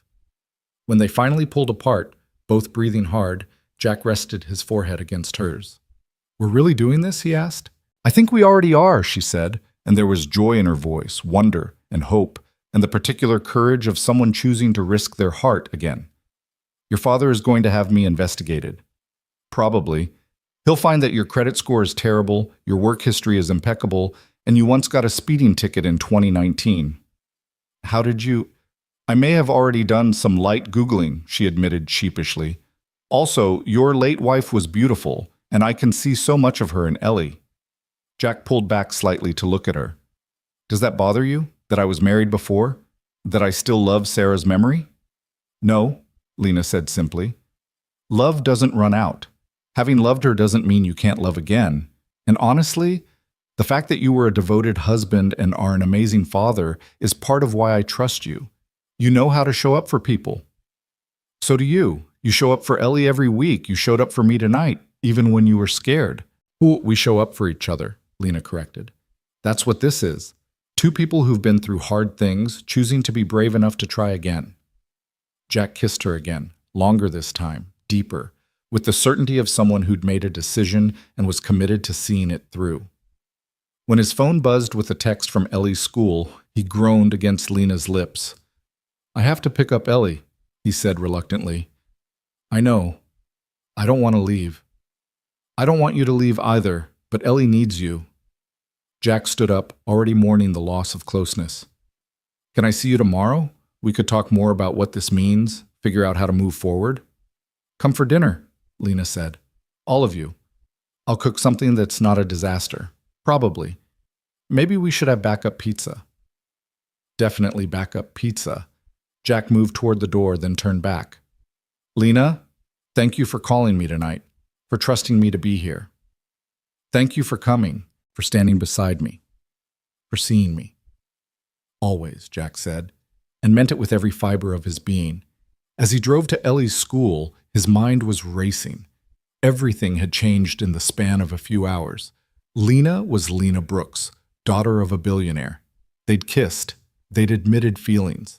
Her father knew about him and hadn't immediately had him thrown out of the building. And somehow, impossibly, it all felt right. His phone rang as he pulled into the school parking lot. Lena's name flashed on the screen. "Miss me already?" he answered, smiling. "Desperately, but I actually called to say something I forgot to say before." "What's that?" Her voice was soft but steady when she spoke. "I'm falling for you too, Jack Turner. Have been for a while now. Just thought you should know." Jack sat in his car, hand on the steering wheel, heart full to bursting. "Yeah," he said. "I should definitely know that." When he hung up and went to collect Ellie, he was smiling so broadly that his daughter immediately noticed. "Dad, why do you look like that?" "Like what, sweetheart?" "Like you ate all the good chocolate and don't feel bad about it." Jack laughed and picked her up, spinning her around despite her protests that she was too old for such things. "I'll tell you at dinner. We're going to Lena's place tomorrow night." "Yes!" Ellie pumped her fist. "Is Miss Lena your girlfriend now?" Jack nearly stumbled. "What makes you say that?" "Because you get all smiley and weird when you talk about her, and she gets smiley and weird when she talks about you." "I'm 8, Dad, not stupid." "No," Jack said, setting her down and looking at his too perceptive daughter. "You're definitely not stupid. And yes, maybe Miss Lena is. We're figuring it out." "Good," Ellie said decisively. "She makes you happy. And she makes really good snacks. Those are the two most important things." As they drove home, Ellie chattering about her day and her latest reading achievement, Jack felt something he hadn't felt in years. Hope. Not just the grim determination to survive another day, but actual hope for a future that could be joyful and full and shared with someone special. The road ahead wouldn't be easy. There would be complications with Edward Brooks, questions about how to blend their vastly different worlds, challenges he couldn't even anticipate yet. But for the first time since Sarah died, Jack felt ready to face those challenges, because he wouldn't be facing them alone, and neither would Lena. The dinner at Lena's apartment the following evening started with minor chaos, when Ellie knocked over a water glass in her excitement, soaking the tablecloth and causing a flurry of paper towels and apologies. But Lena just laughed, her eyes meeting Jack's over his daughter's head with a warmth that made his chest ache in the best possible way. "It's just water," Lena said, mopping up the spill with practiced efficiency. "No harm done. Besides, I was thinking we needed to christen this table with a proper family dinner disaster." "Family dinner," Ellie repeated, testing the words. She looked at Jack with wide, questioning eyes, and he knew his daughter was asking permission to hope for something bigger than just tonight. "Yeah, sweetheart," Jack said softly. "Family dinner." They ate the lasagna Lena had made, which was actually delicious despite her protestations about her cooking skills, and talked about everything and nothing. Ellie dominated much of the conversation, sharing elaborate stories about school and her friends, and a science project involving volcanoes that had apparently gone spectacularly wrong. Lena listened with genuine interest, asking questions and offering suggestions, while Jack watched the two most important people in his life connect over garlic bread and laughter. After dinner, while Ellie was absorbed in a book in Lena's living room, Jack helped with dishes in the kitchen. They worked in comfortable silence for a while, the domesticity of the moment feeling both natural and slightly surreal. "Your father called me today," Jack said finally, rinsing a plate. Lena's hand stilled in the soapy water. "What? When?" This afternoon. I gave him my number last night before he left, just in case. He wanted to talk. About what? Jack, I'm sorry, if he was threatening you or... He wasn't threatening me, Jack interrupted gently. He was apologizing, actually, and asking questions about my intentions, my job, my daughter. It was like a job interview combined with a dad talk. Oh, God, Lena looked mortified. I'm going to kill him. Don't. It was fine. Awkward, but fine. Jack set down the plate and turned to face her. He loves you. That much is crystal clear, and he's trying, really trying to respect your boundaries while also being a father. I can understand that impulse. What did you tell him about your intentions? The truth. That I care about you. That I'm not after your money. That I'm willing to take things slow and figure this out together. That Ellie's well-being is my top priority, which means not rushing into anything without being sure. Lena nodded slowly, processing this. And what did he say? He said he appreciated my honesty. Then he offered me a job. He what? Lena's voice went up an octave. A job. At one of his companies. Better pay, better hours, better benefits. He said any man dating his daughter should have the resources to, and I quote, provide adequately. That manipulative... Lena's face flushed with anger. Jack, please tell me you told him where he could shove that job. I turned him down, Jack said calmly, politely but firmly. I told him I appreciated the offer, but I didn't want there to be any confusion about why I'm with you. I need to make my own way. Some of the tension left Lena's shoulders. Thank you. I know that couldn't have been easy. Better pay and hours would come with strings attached, Jack finished. I've been poor before. I can handle being poor.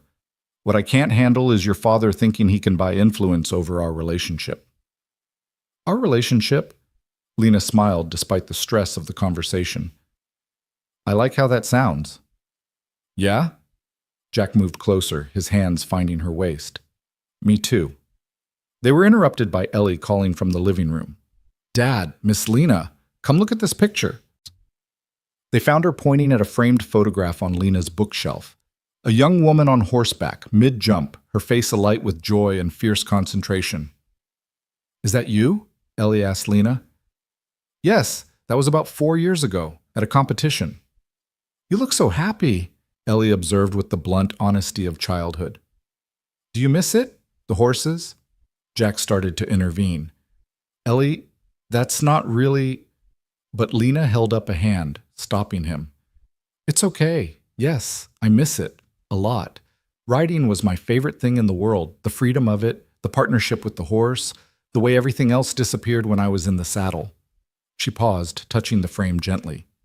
After my accident, I thought I'd never have that feeling again. And mostly I haven't. But sometimes, when I'm teaching or spending time with people I care about, I get glimpses of that same joy. Different, but still real. Could you ride again? Ellie asked. In the chair?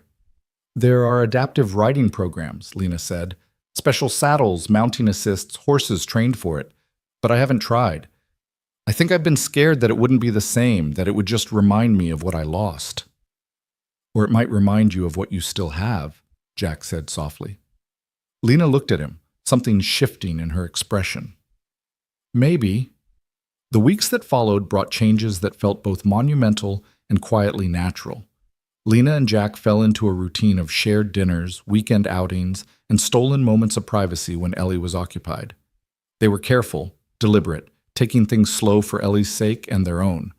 But the foundation was solid, built on genuine friendship and respect before it ever became romance.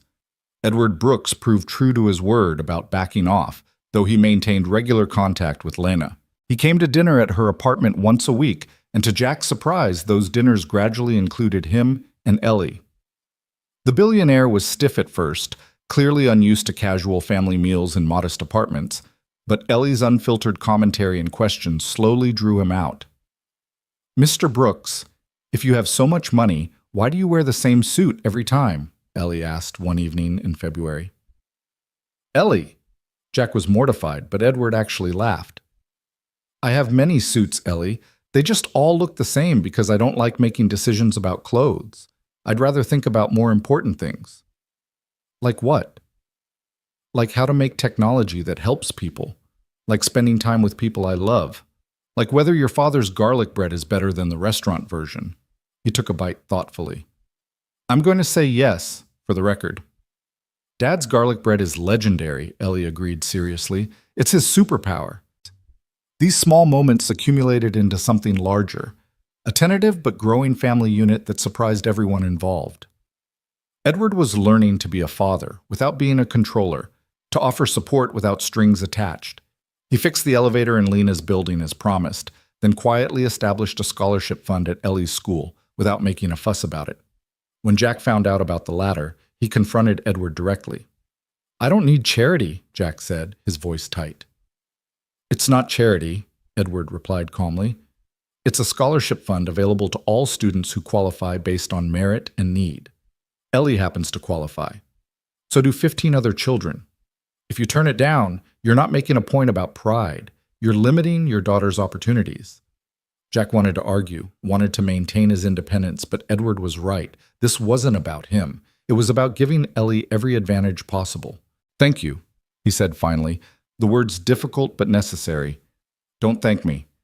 Thank your daughter for being bright and deserving, and thank yourself for raising her so well despite impossible circumstances. Edward paused.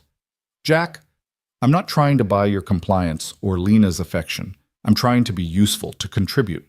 Is that really so terrible? No, Jack admitted. It's not terrible. It's just hard to accept sometimes. I understand. I was once a proud young man too, determined to prove I didn't need anyone's help. Edward smiled slightly. Then I learned that accepting help isn't weakness. It's wisdom. We're all connected. We all need each other. The sooner you accept that, the easier life becomes. Spring arrived with unexpected warmth, painting the city in shades of green and gold. Lena's reading sessions with Ellie had evolved into something more comprehensive. Help with all her homework, discussions about books and ideas, occasional field trips to museums or libraries. Ellie had caught up with her class and then surpassed them, her confidence blooming alongside her skills. She's going to need more challenging material soon, Lena told Jack one Saturday in April as they walked through the farmer's market, a routine they'd maintained every week without fail. She's reading at a 6th grade level now. I'm running out of age-appropriate books that will still stretch her. That's a good problem to have, Jack said, reaching over to take her hand. The gesture still felt new enough to send a small thrill through him every time. You've been amazing with her, Lena. I don't know how to thank you. You don't need to thank me. Teaching her has been... Lena paused, searching for words. It's given me back a piece of myself I thought I'd lost. Purpose. Identity beyond just surviving. She reminds me why I love teaching in the first place. They were at the honey stand, their traditional stop, when Jack's phone rang, his supervisor at the warehouse calling on a Saturday, which was never good news. I need to take this, Jack said apologetically, stepping away. The conversation was brief and devastating. The warehouse was downsizing, cutting staff to reduce costs. Jack's position was being eliminated. They'd give him 2 weeks severance and a reference, but after that, he was on his own. When he returned to Lena, she took one look at his face and knew something was wrong. What happened? I just lost my job. The words felt surreal even as he said them. That job had been his stability for 3 years, the thing that kept them housed and fed and barely afloat. Without it? Oh, Jack. Lena's hand tightened on his. I'm so sorry. I need to start looking immediately. Need to figure out what comes next. The rent is due in 3 weeks, and after that, he was spiraling. He could feel it, but couldn't seem to stop. I should have seen this coming. Should have had a backup plan. Should have... Jack, Lena's voice cut through his panic. Breathe. We'll figure this out. We? Yes, we. You're not alone in this. But even as she said it, Jack felt the walls closing in. He'd been so careful not to become financially dependent on Lena, not to let her wealth become a solution to his problems. Now, faced with unemployment and potential eviction, that independence felt like foolish pride. Over the next week, Jack applied to every job he could find. Warehouse positions, retail work, security jobs, anything that might provide steady income. He went to interviews with his best shirt pressed and his resume polished, trying not to let desperation show through. But the market was tight, and competition was fierce, and every rejection felt like another door closing. Lena offered to help, multiple times, in multiple ways. She could talk to her father's companies, she had connections. She could provide a loan to bridge the gap. Jack refused every offer, his pride asserting itself even as his bank account dwindled toward zero. "This is ridiculous," Lena said finally, 2 weeks into his unemployment. They were at his apartment, and the tension had been building all evening. "You're struggling because you're too stubborn to accept help from someone who cares about you." "I'm struggling because I lost my job," Jack shot back, "not because I won't take handouts." "Handouts? Is that what you think this is?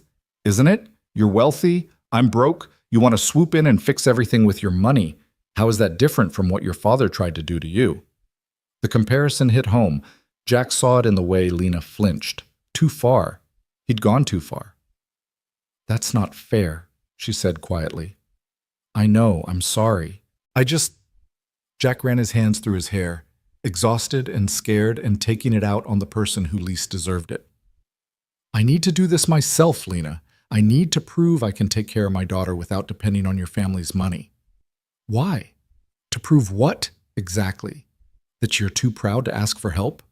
That independence matters more than Ellie's stability?" "That's not what I'm saying." "Then what are you saying? Because from where I'm sitting, it looks like you're willing to let your daughter suffer because you're too stubborn to accept support from your girlfriend." The word girlfriend hung in the air between them. They'd been dancing around labels, taking things slow, being careful. But now it was out there, loaded with implications about what they were to each other and what that meant. "This isn't about stubbornness," Jack said, his voice low. "It's about not wanting to be that guy. The one who dates a wealthy woman and suddenly all his problems are solved by her bank account. It's about maintaining my self-respect." "And what about my feelings?" Lena's voice rose. "Do those factor into your self-respect calculation? Because watching you struggle unnecessarily while I have resources that could help, that hurts, Jack. It makes me feel useless. Like you don't really trust me or this relationship." "That's not true." "Then prove it.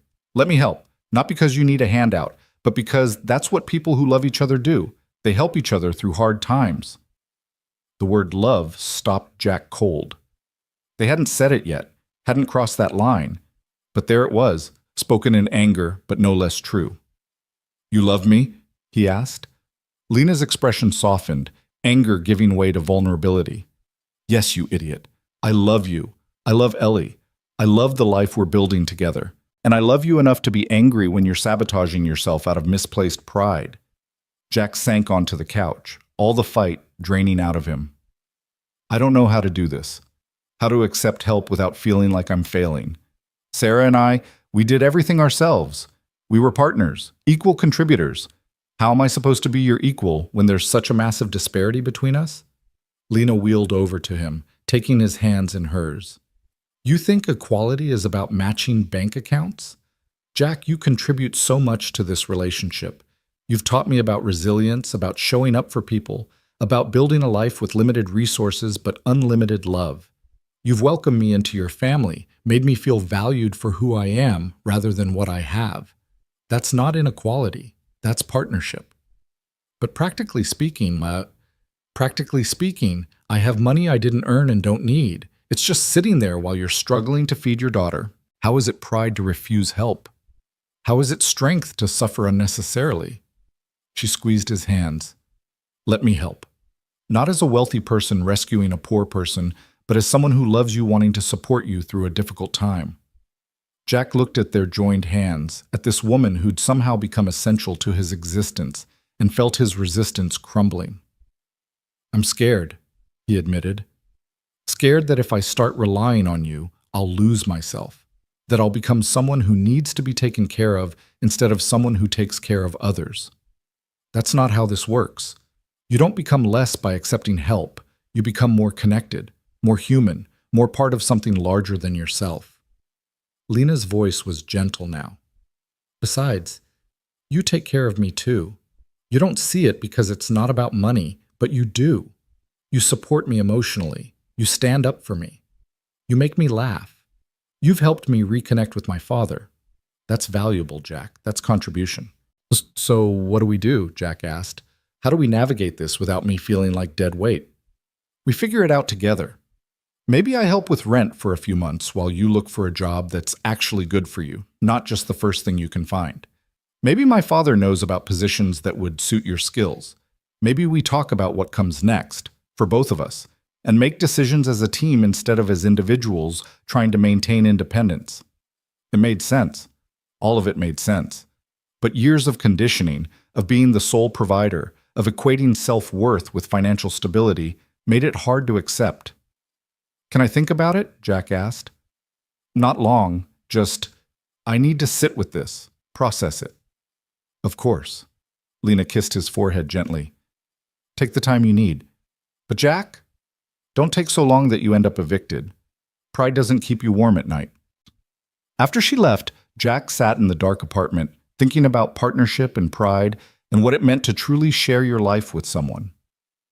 He thought about Sarah, about how they'd struggled together, splitting every burden down the middle.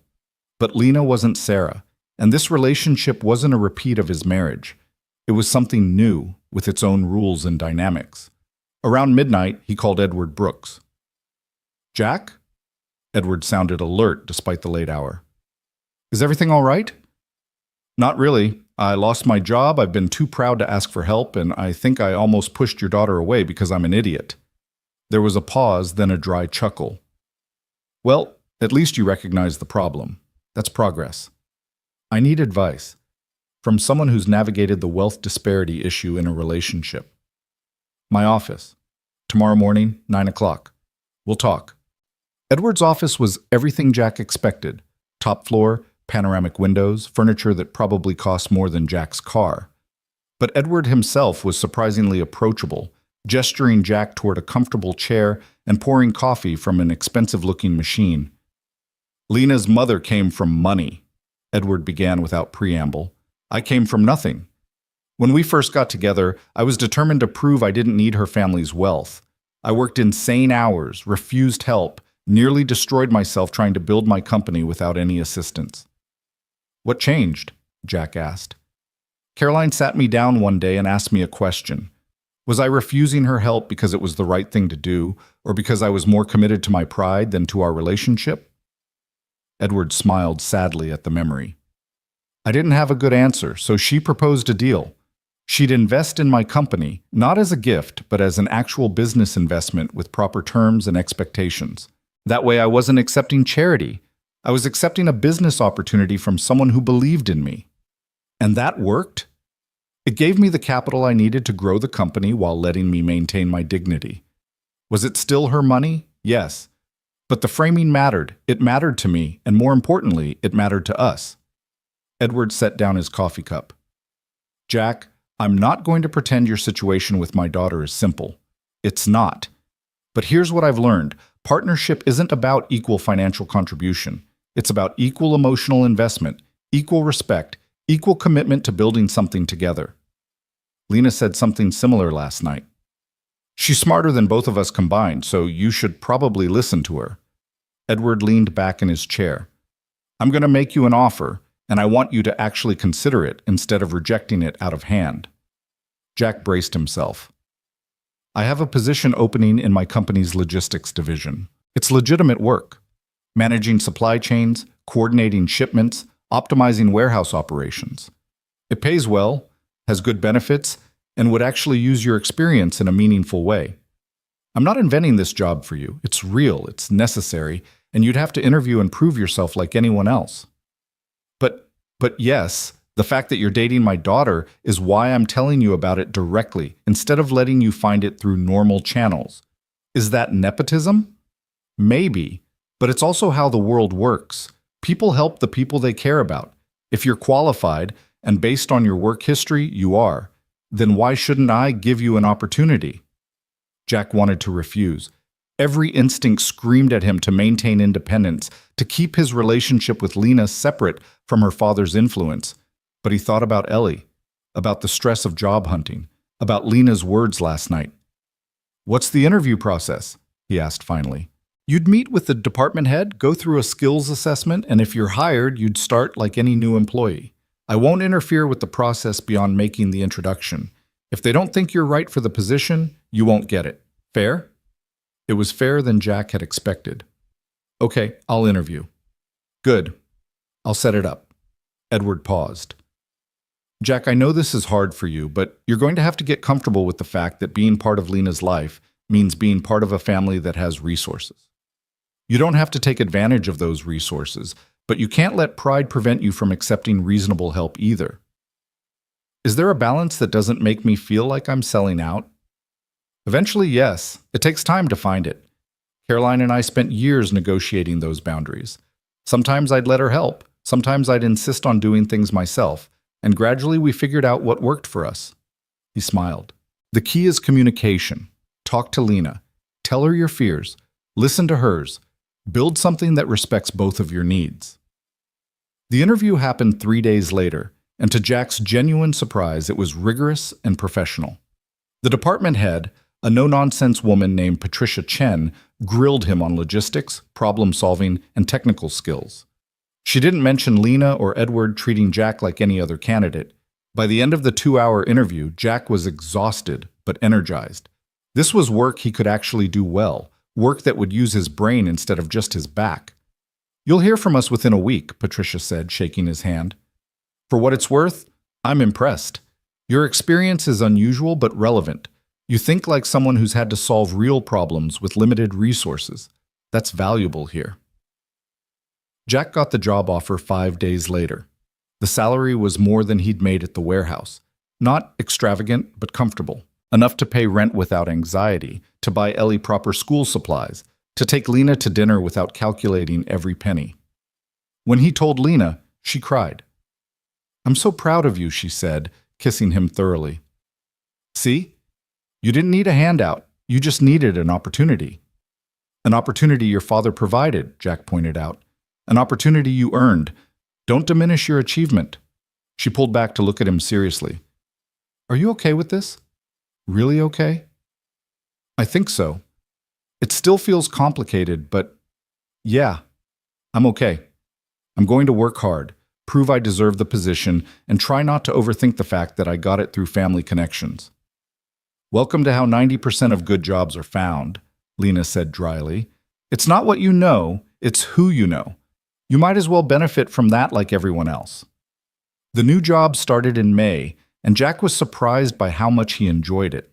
The work was challenging, his colleagues were competent, and Patricia Chen was a demanding but fair boss. He worked hard, put in extra hours when needed, and slowly earned respect based on his merits rather than his connections. Life stabilized in ways Jack had forgotten were possible. He had reliable income, regular hours, and actual healthcare benefits. Ellie thrived, her reading now so advanced that Lena had transitioned from tutor to mentor, recommending books and discussing themes like colleagues. The three of them fell into routines: Friday movie nights, Sunday brunches, Saturday farmers market trips that had become sacred. Edward became a regular presence too, awkward but trying. He'd show up for Ellie's school events, sitting in the back and applauding loudly.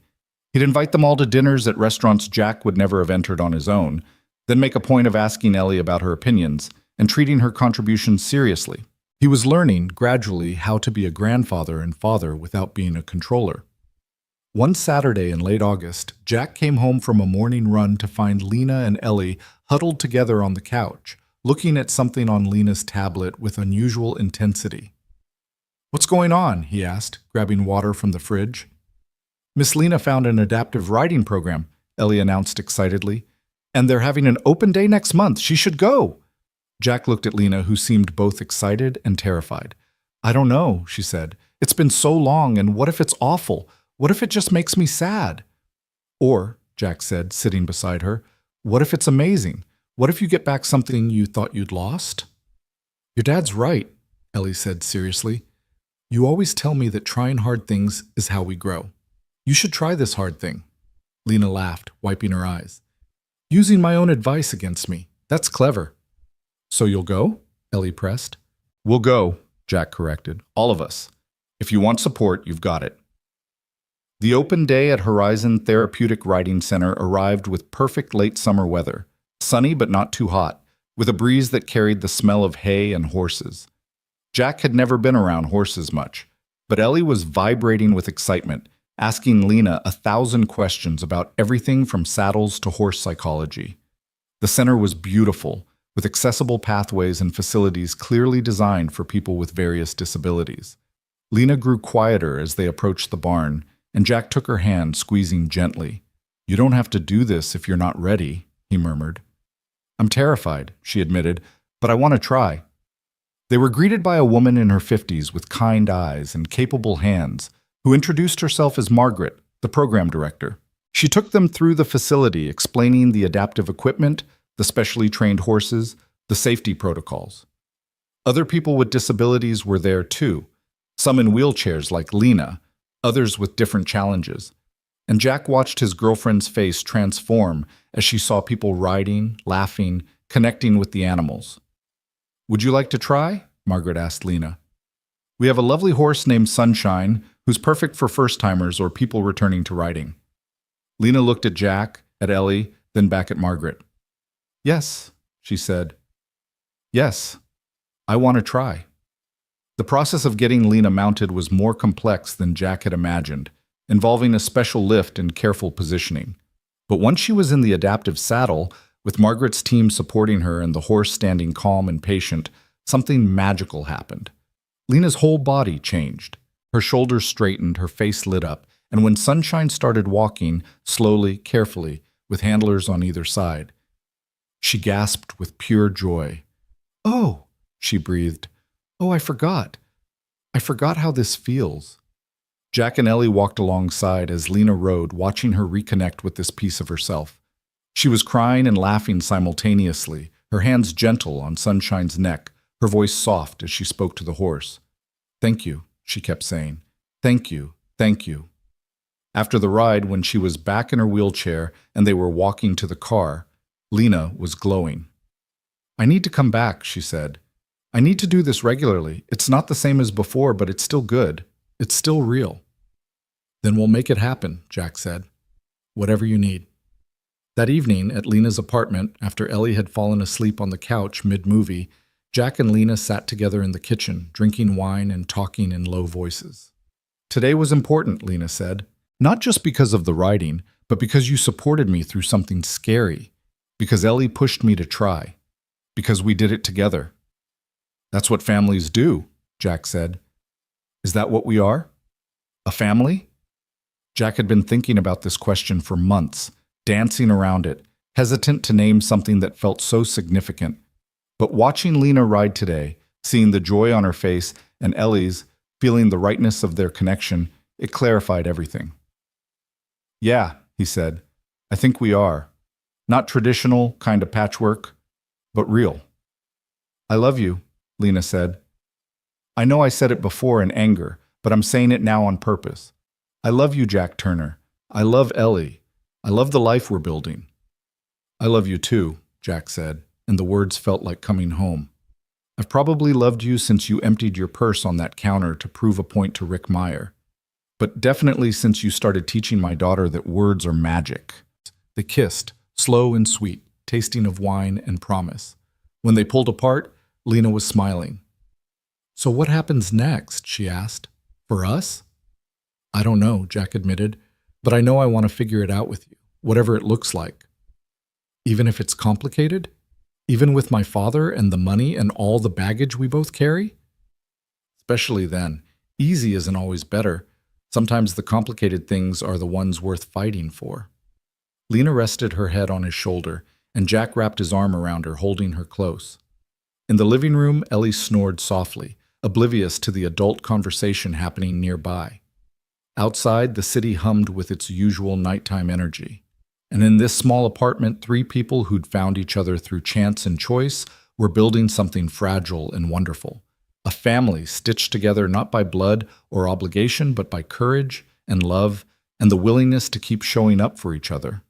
It wasn't perfect. It wasn't always easy, but it was theirs. And that, Jack thought as he held Lena close, was everything that mattered. The months that followed brought a kind of happiness Jack had thought impossible after Sarah's death. Not a replacement for what he'd lost, but something entirely new, built on different foundations. By the time autumn arrived again, painting the city in familiar shades of amber and gold, their patchwork family had settled into rhythms that felt permanent, essential, like breathing. Lena had become a regular at Horizon Therapeutic Riding Center, going twice a week and gradually rebuilding skills she'd thought were gone forever. Jack would often bring Ellie to watch, and his daughter had developed her own fascination with horses, begging for lessons until Lena finally arranged for her to start learning alongside the adaptive riders. The three of them would spend Saturday mornings at the barn, surrounded by the smell of hay and leather, and the soft sounds of horses moving in their stalls.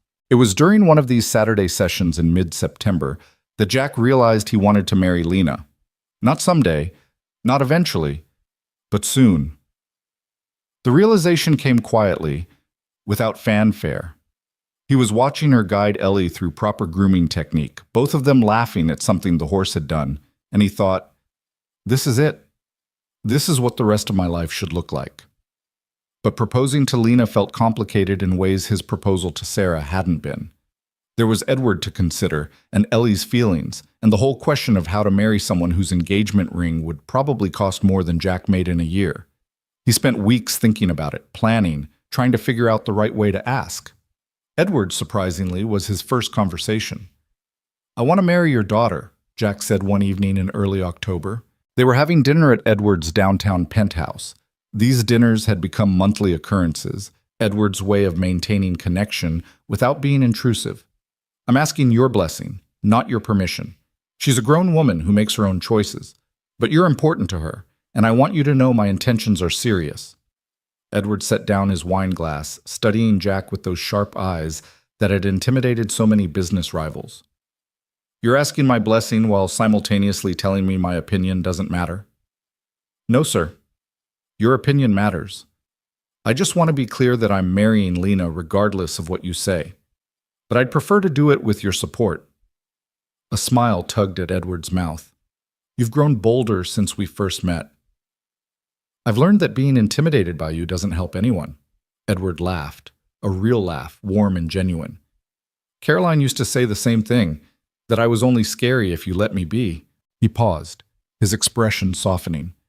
"Jack, I've watched you with my daughter for almost a year now. I've seen how you support her, challenge her, make her laugh. I've seen her happier than she's been since before the accident. So yes, you have my blessing. You've had it for months, honestly." "Thank you," Jack said, relief flooding through him. "But," Edward held up a hand, "if you hurt her, if you take her for granted, if you ever make her feel less than she is, you'll discover that I'm significantly more frightening than you currently believe." "Fair enough. Also, I assume you'll want a ring." Edward pulled out his phone, already scrolling through what appeared to be jewelry contacts. "I know some excellent—" "Already handled," Jack interrupted. "I've been saving for 3 months. It's not some massive diamond, but it's meaningful. It's right for us." Edward looked impressed. "You continue to surprise me, Jack Turner." The next conversation was with Ellie, and Jack was more nervous about this one.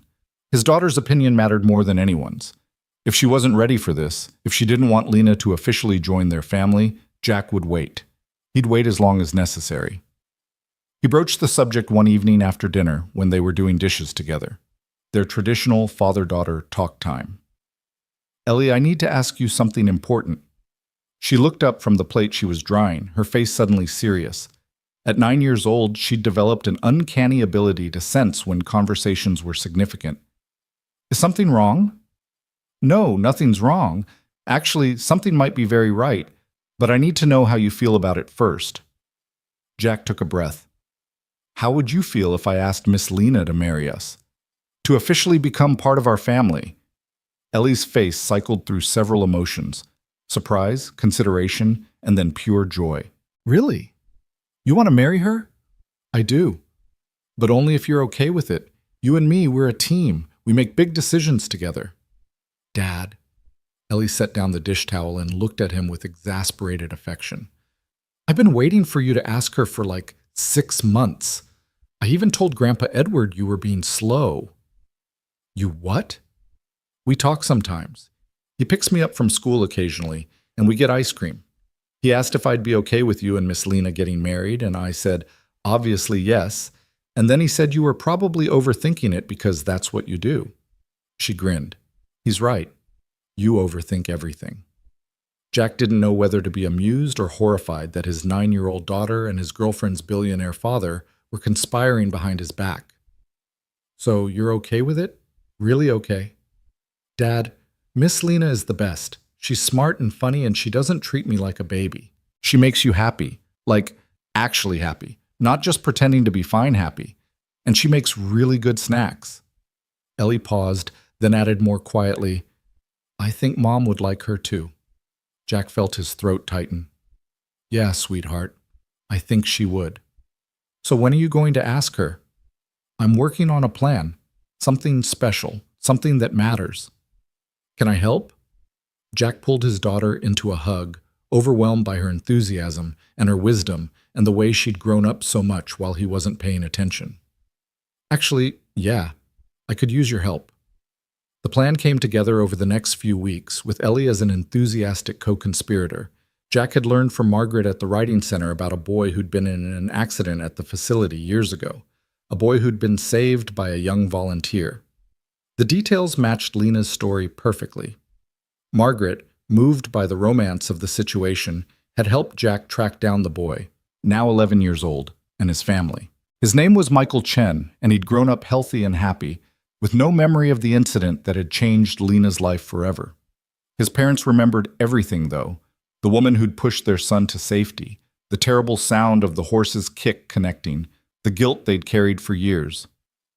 We sent flowers to the hospital, Mrs. Chen said when Jack called. We tried to visit, but her father had restricted visitors. We moved shortly after. My husband got a job transfer, and we lost touch. But I've never forgotten her, never stopped wondering how she was doing. She's doing well, Jack said. She's learned to ride again, actually, at Horizon. Really? Oh, that's wonderful. We'd love to see her if she'd be willing. Actually, Jack said, his heart pounding, I was hoping Michael could be part of something special. He explained his plan, and Mrs. Chen agreed immediately, tears in her voice. It would be an honor. Michael should know what she did for him. He should thank her. The pieces fell into place. Edward, when informed of the plan, offered to help with logistics. Margaret arranged for access to the riding arena on a Saturday afternoon when it would otherwise be closed. Ellie practiced her part a dozen times, determined to get everything perfect. The ring, a sapphire surrounded by small diamonds, sat in Jack's pocket like a hot coal, simultaneously burning and precious. He'd chosen sapphire because Lena had mentioned once that it was her mother's favorite stone, that she'd inherited her mother's blue eyes. The jeweler had looked skeptical when Jack explained his budget, but they'd worked together to create something beautiful within his means. It wasn't the massive diamond a billionaire's daughter might expect, but it was real and meaningful, and bought with money Jack had earned himself. That mattered. It had to matter. The Saturday arrived with perfect September weather, that golden quality of light that made everything look slightly magical. Jack told Lena they were going to the riding center for a special session, something Margaret had arranged. Lena agreed without suspicion. She trusted Margaret completely and had learned to embrace spontaneity. Ellie rode with them, bouncing in the back seat with barely contained excitement. Jack had warned her at least 5 times to play it cool, but his daughter had never been particularly good at hiding her feelings. You seem excited, Lena observed, glancing at Ellie in the rearview mirror. I just really love horses now, Ellie said, which was true, but not the whole truth. She's been watching horse videos on YouTube all week, Jack added, which was also true. When they arrived at Horizon, Margaret met them at the entrance with a mysterious smile. We have something special planned today, Lena. If you'll follow me. She led them toward the outdoor arena, the same one where Lena had first ridden again, where she'd reconnected with this part of herself. As they approached, Jack felt his pulse quicken. This was it. No turning back. The arena looked beautiful. Someone had strung lights along the fence posts, and there were flowers arranged on the railings. Edward stood near the gate, dressed casually in jeans and a button-down, looking more relaxed than Jack had ever seen him. He winked at Ellie, who giggled and quickly covered her mouth. Dad? Lena looked confused. What's going on? Just wait, Edward said gently. Watch. From the barn emerged a small figure, a boy, maybe 11, walking carefully with a woman Jack recognized as Mrs. Chen. The boy was nervous, his hands fidgeting with the hem of his shirt, but his face was determined. Lena's breath caught. Is that? His name is Michael, Jack said quietly, moving to stand beside her wheelchair. Michael Chen. He doesn't remember what happened 8 years ago at this riding center, but his parents do. They've never forgotten the woman who saved their son's life. The boy approached, his mother's hand on his shoulder, and stopped a few feet from Lena. His eyes were wide, taking in the wheelchair, the woman in it, making connections his child's mind had never fully processed. Miss Brooks, he said, his voice soft. My mom says you're the reason I'm alive, that you saw the horse running and pushed me out of the way, that you got hurt because of me. Lena's hands were shaking, her eyes filling with tears. Michael, oh my God, you're so big. You were so small then, just a little boy. I don't remember much, Michael admitted, but I remember someone yelling and then being safe. Mom says that was you. She says you're a hero. I'm not, Lena's voice cracked. I just did what anyone would do. But you're the one who did it, Michael said. He stepped forward and, with the unselfconscious bravery of a child, wrapped his arms around her in a tight hug. Thank you. Thank you for saving me. Lena broke down then, holding this boy who'd cost her so much and given her nothing in return except the knowledge that he'd lived. Mrs. Chen was crying too, and even Edward had turned away to discreetly wipe his eyes. Jack knelt beside Lena's wheelchair, waiting for the moment to be right. When Michael finally stepped back and Lena looked at Jack with tears streaming down her face, he took her hand. Lena, he said, his voice steady despite his pounding heart. For 8 years, you've carried the weight of that accident. You've wondered if it was worth it, if the sacrifice meant anything. But look at him. He gestured to Michael, healthy and whole and standing there with his mother. He's your legacy. Your courage saved him. Jack, what? And your courage changed my life too. That day in Meyer's store, you could have just left, could have accepted the humiliation and moved on. But you stood your ground. You showed me what real strength looks like.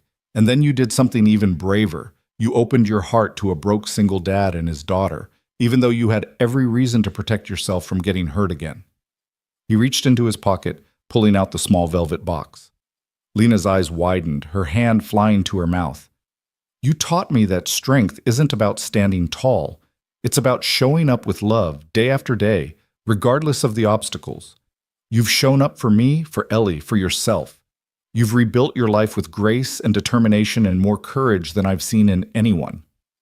Jack opened the box, revealing the sapphire ring. Lena Brooks, will you choose us, me and Ellie, forever? Will you marry me? The arena was completely silent except for the soft sounds of horses in the barn and the wind in the trees. Lena stared at the ring, then at Jack, then at Ellie, who was bouncing up and down behind him.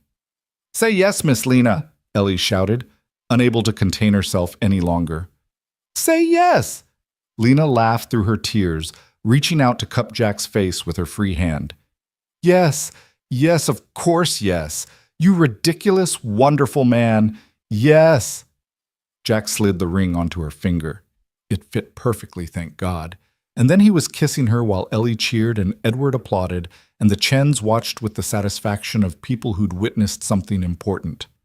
When they finally broke apart, Lena looked at the ring, then back at Jack. Did you plan all this? The location, Michael being here?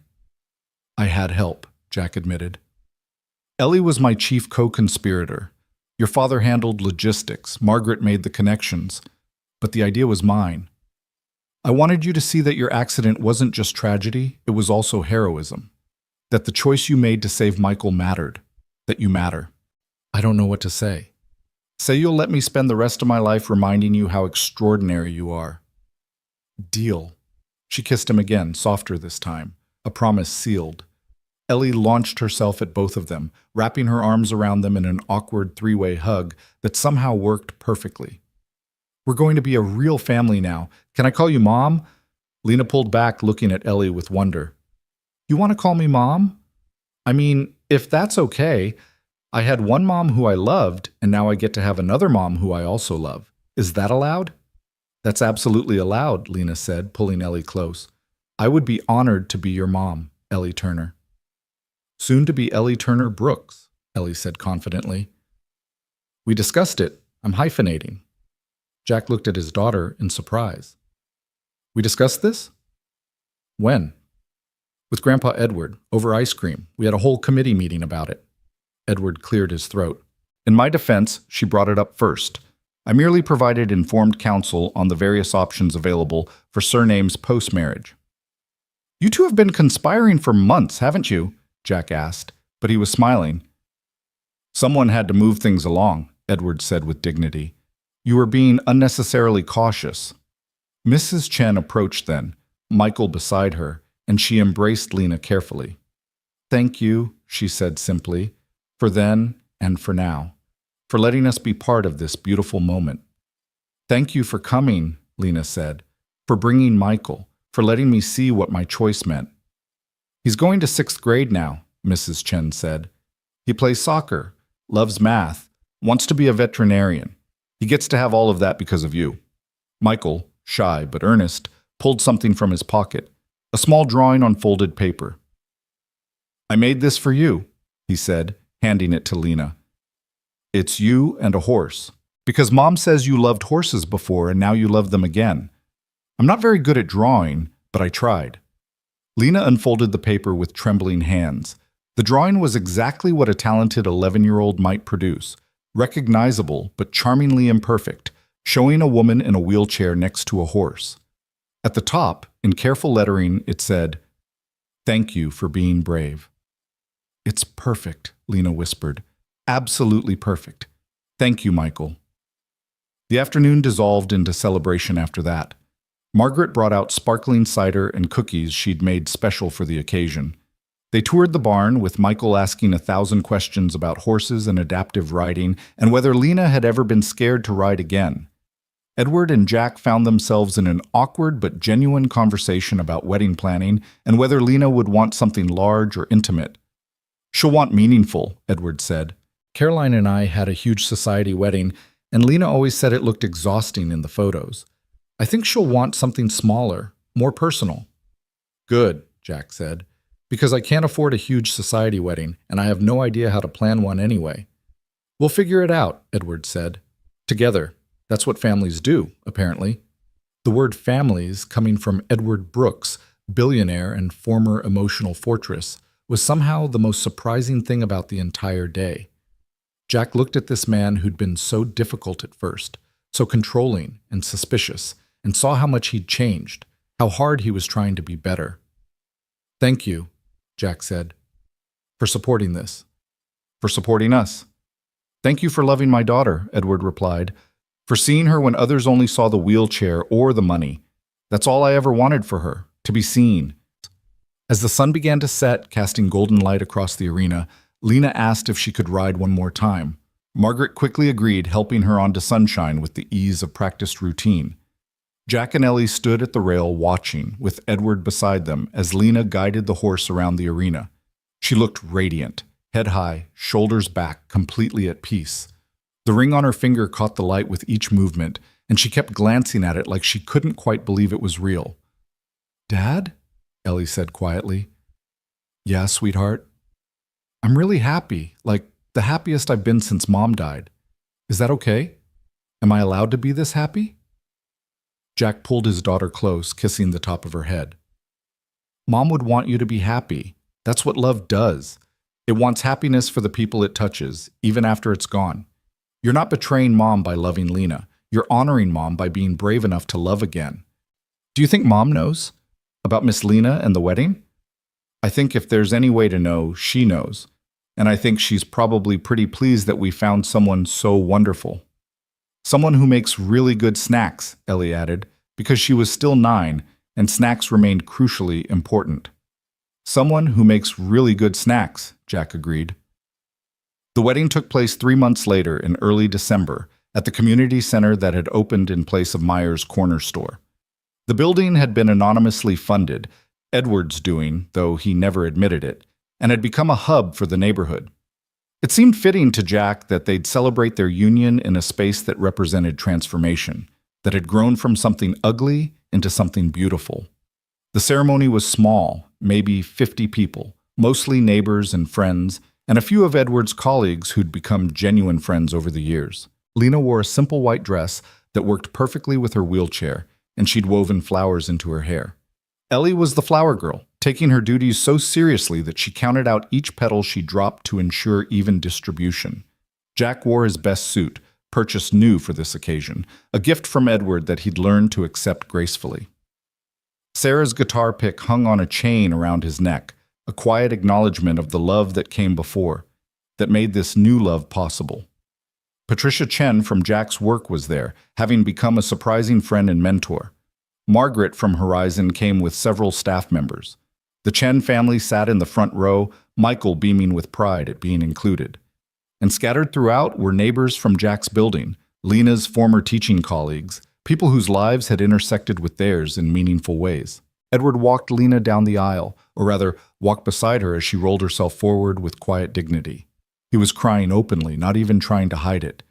And when the officiant asked who gave this woman in marriage, Edward's voice cracked when he said, "Her mother would have, if she could be here. I do so in her place, with love and pride." The ceremony was brief but meaningful.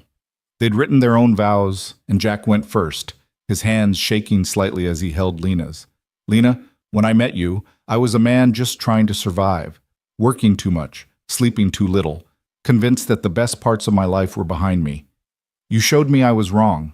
You taught me that strength comes in many forms, that courage is choosing to try again even after life has knocked you down, that love doesn't run out just because you've already loved and lost."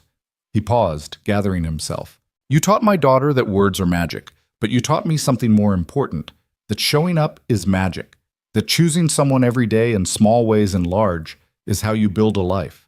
I promise to keep showing up for you, to keep seeing you, to keep choosing you every single day for the rest of our lives." Lena was crying before he finished, and when it was her turn to speak, her voice was thick with emotion. "Jack, I spent years after my accident feeling invisible, or worse, hypervisible in all the wrong ways. People saw my wheelchair before they saw me. They saw my father's money and made assumptions. They saw limitations instead of possibilities. But you saw me. Just me. The woman who likes honey and misses horses and takes teaching too seriously. The woman who needed to prove she could be independent, even when independence was hard. You saw all of that and loved it, loved me, without trying to fix or change or improve anything." She squeezed his hands. "You and Ellie became my home when I didn't even know I was homeless. You gave me purpose and family and the courage to ride again, literally and metaphorically. I promise to see you just as clearly, to support your dreams, to be your partner in every sense of the word, for all our days." When the officiant pronounced them married, the small crowd erupted in applause. Jack kissed his wife, while Ellie cheered and Edward wiped his eyes and camera flashes popped from every direction. The reception was held in the same space, with folding tables covered in white cloths and food catered by local restaurants. Edward had wanted to hire some fancy catering company, but Lena had insisted on supporting neighborhood businesses. They compromised by Edward anonymously paying the local restaurants triple their normal rates, which satisfied everyone. There was dancing. Jack and Lena's first dance was to an acoustic version of At Last, with Jack kneeling so they were at eye level, his hands clasped with hers as they swayed to the music. Ellie danced with Edward, who moved with surprising grace for a man who claimed he never danced. The Chen family danced, and Margaret, and even Patricia from work, who'd brought her husband and 2 teenage kids. During a quiet moment when the party was in full swing and Jack had stepped outside for air, Edward joined him on the small patio behind the community center. "Quite a day," Edward said, lighting a cigar he'd been saving for the occasion. "Quite a day," Jack agreed. "You know, when I first met you, I thought you were all wrong for my daughter. Too poor, too simple, too ordinary." "I remember." "I was an idiot." Edward took a puff of his cigar. "You're not ordinary at all. You're exactly what she needed, someone who sees her for who she is, who challenges her, who builds her up without diminishing himself. That's not common. That's not ordinary. That's extraordinary. I'm just a guy who fell in love with an amazing woman, Jack said. That's what Caroline used to say about me. Just a guy. She'd tell people when they asked how we met, completely ignoring that I was building an empire. She saw me. Not my ambition or my money, just me. He smiled at the memory. I miss her every day, but I'm grateful she taught me what real partnership looks like before she left. It's helped me understand what you and Lena have. Do you think she'd approve of Lena and me? Caroline? She'd adore you. She always loved people who stood up for what's right, who protected the vulnerable. She would have been at that corner store right beside you, telling Rick Meyer exactly what she thought of him. Edward laughed. Actually, she probably would have bought the store just to fire him. That's definitely a power move, Jack said. They stood in comfortable silence for a moment, watching through the windows as Lena danced with Ellie, both of them laughing at something. Take care of them, Edward said quietly. My girls. Both of them. With everything I have, Jack promised. The party continued until late, with toasts and laughter and the particular warmth that comes from gathering people you love in one place. When it finally wound down, when the last guest had left and the cleanup was done, Jack and Lena and Ellie went back to Lena's apartment, their apartment now, as Jack and Ellie had officially moved in the week before. Ellie fell asleep almost immediately, exhausted from excitement and dancing. Jack carried her to her new room, a space they'd decorated together, with bookshelves and a reading nook and a window that got perfect morning light. She's out cold, Jack reported, returning to the living room where Lena waited. It was a big day for her too, Lena said. She got a new mom, participated in a wedding, and ate approximately her body weight in cake. The cake was really good. Your father-in-law spared no expense. She grinned at the term. That's going to take some getting used to. Jack sat beside her, pulling her close. Mrs. Turner Brooks. I like the hyphen, Lena said. It feels like both of us, together, but still individuals. Kind of like us, Jack observed. Exactly like us. They sat quietly for a while, processing the day, the enormity of the commitment they'd made. Outside, the December night was cold and clear, stars visible despite the city lights. Jack, Lena said eventually. Yeah? Thank you for waiting for me to be ready, for not pushing, for letting this develop at its own pace. I know it wasn't always easy. You were worth waiting for, are worth waiting for. Will always be worth it. Even with all the complications? The money, my father, the wheelchair, Especially with the complications, Jack interrupted. Those aren't bugs in our system, Lena. They're features. They're what makes us unique, what makes our story ours.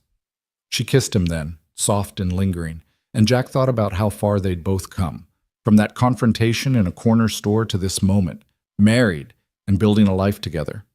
How unlikely it all was, how perfect despite the unlikeliness. The months that followed brought new challenges and adjustments. Combining households meant negotiating space and schedules and the thousands of tiny compromises that make cohabitation work. Jack had to get used to living in a nicer apartment in a better neighborhood, had to adjust to the reality that his wife had resources he'd never imagined. Lena had to adjust to sharing her space with a 9-year-old who had strong opinions about everything and a husband who left coffee cups on every flat surface. But they figured it out, bit by bit, day by day. They established routines. Sunday breakfast at the diner down the street, Friday movie nights with homemade popcorn, Saturday mornings at Horizon where both Ellie and Lena now rode regularly. Edward came to dinner every other Wednesday, and Jack's relationship with his father-in-law evolved from wary respect to genuine friendship. In March, Lena made an announcement that surprised everyone. I'm going back to teaching, she said over dinner one evening, part-time at first. The community center is starting an after-school literacy program, and they've asked me to run it. That's wonderful, Jack said, genuinely excited for her. But I thought you said teaching wasn't accessible anymore, that schools weren't set up for... Traditional schools aren't, Lena interrupted. But this isn't a traditional school. This is a community program where I can set my own terms, adapt the space as needed, and work with kids who need extra support. Kids like Ellie was, falling behind and feeling stupid when they're actually brilliant. You're going to be amazing, Jack said. We're going to help, Ellie added. Right, Dad? We can volunteer. Absolutely, Jack agreed, already mentally rearranging his schedule to make it work. The literacy program launched in April and was an immediate success. Lena's combination of expertise, empathy, and high expectations drew kids who'd been struggling in traditional classrooms. She taught them that reading was a superpower, that words could transport you anywhere, that struggling didn't mean failing, it meant growing. Jack would sometimes stop by after work to pick up Lena and Ellie, and he'd watch through the window as his wife worked with students.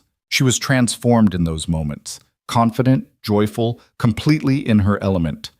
The wheelchair didn't matter to these kids. They just saw Ms. Brooks, the teacher who believed in them and made reading feel like an adventure. One evening in late summer, almost exactly 2 years after that first encounter in Myers' corner store, Jack and Lena sat on their balcony watching the sunset. Ellie was inside, video chatting with friends from school, her laughter drifting through the open door. "Do you ever think about how different things would be if you just walked past that day?" Lena asked. "If you'd been like everyone else and pretended not to see?" "All the time," Jack admitted. "But I also think about how I couldn't have walked past. Not with Ellie watching, not with Sarah's voice in my head, not with my own conscience demanding action. So it was inevitable? Us? Maybe not inevitable, but possible. And possibility is sometimes enough. We just have to be brave enough to reach for it." Lena took his hand, her wedding ring catching the fading light. "I'm glad you reached. I'm glad you reached back." They sat in comfortable silence, watching the city lights begin to twinkle as darkness fell. Inside, Ellie's laughter continued, the sound of a child who felt safe and loved and secure in her place in the world. It was in September, on their first wedding anniversary, that Lena shared news that shocked everyone. They were having dinner at Edward's penthouse, a celebration of their year of marriage, with champagne and elaborate food that Edward's chef had prepared.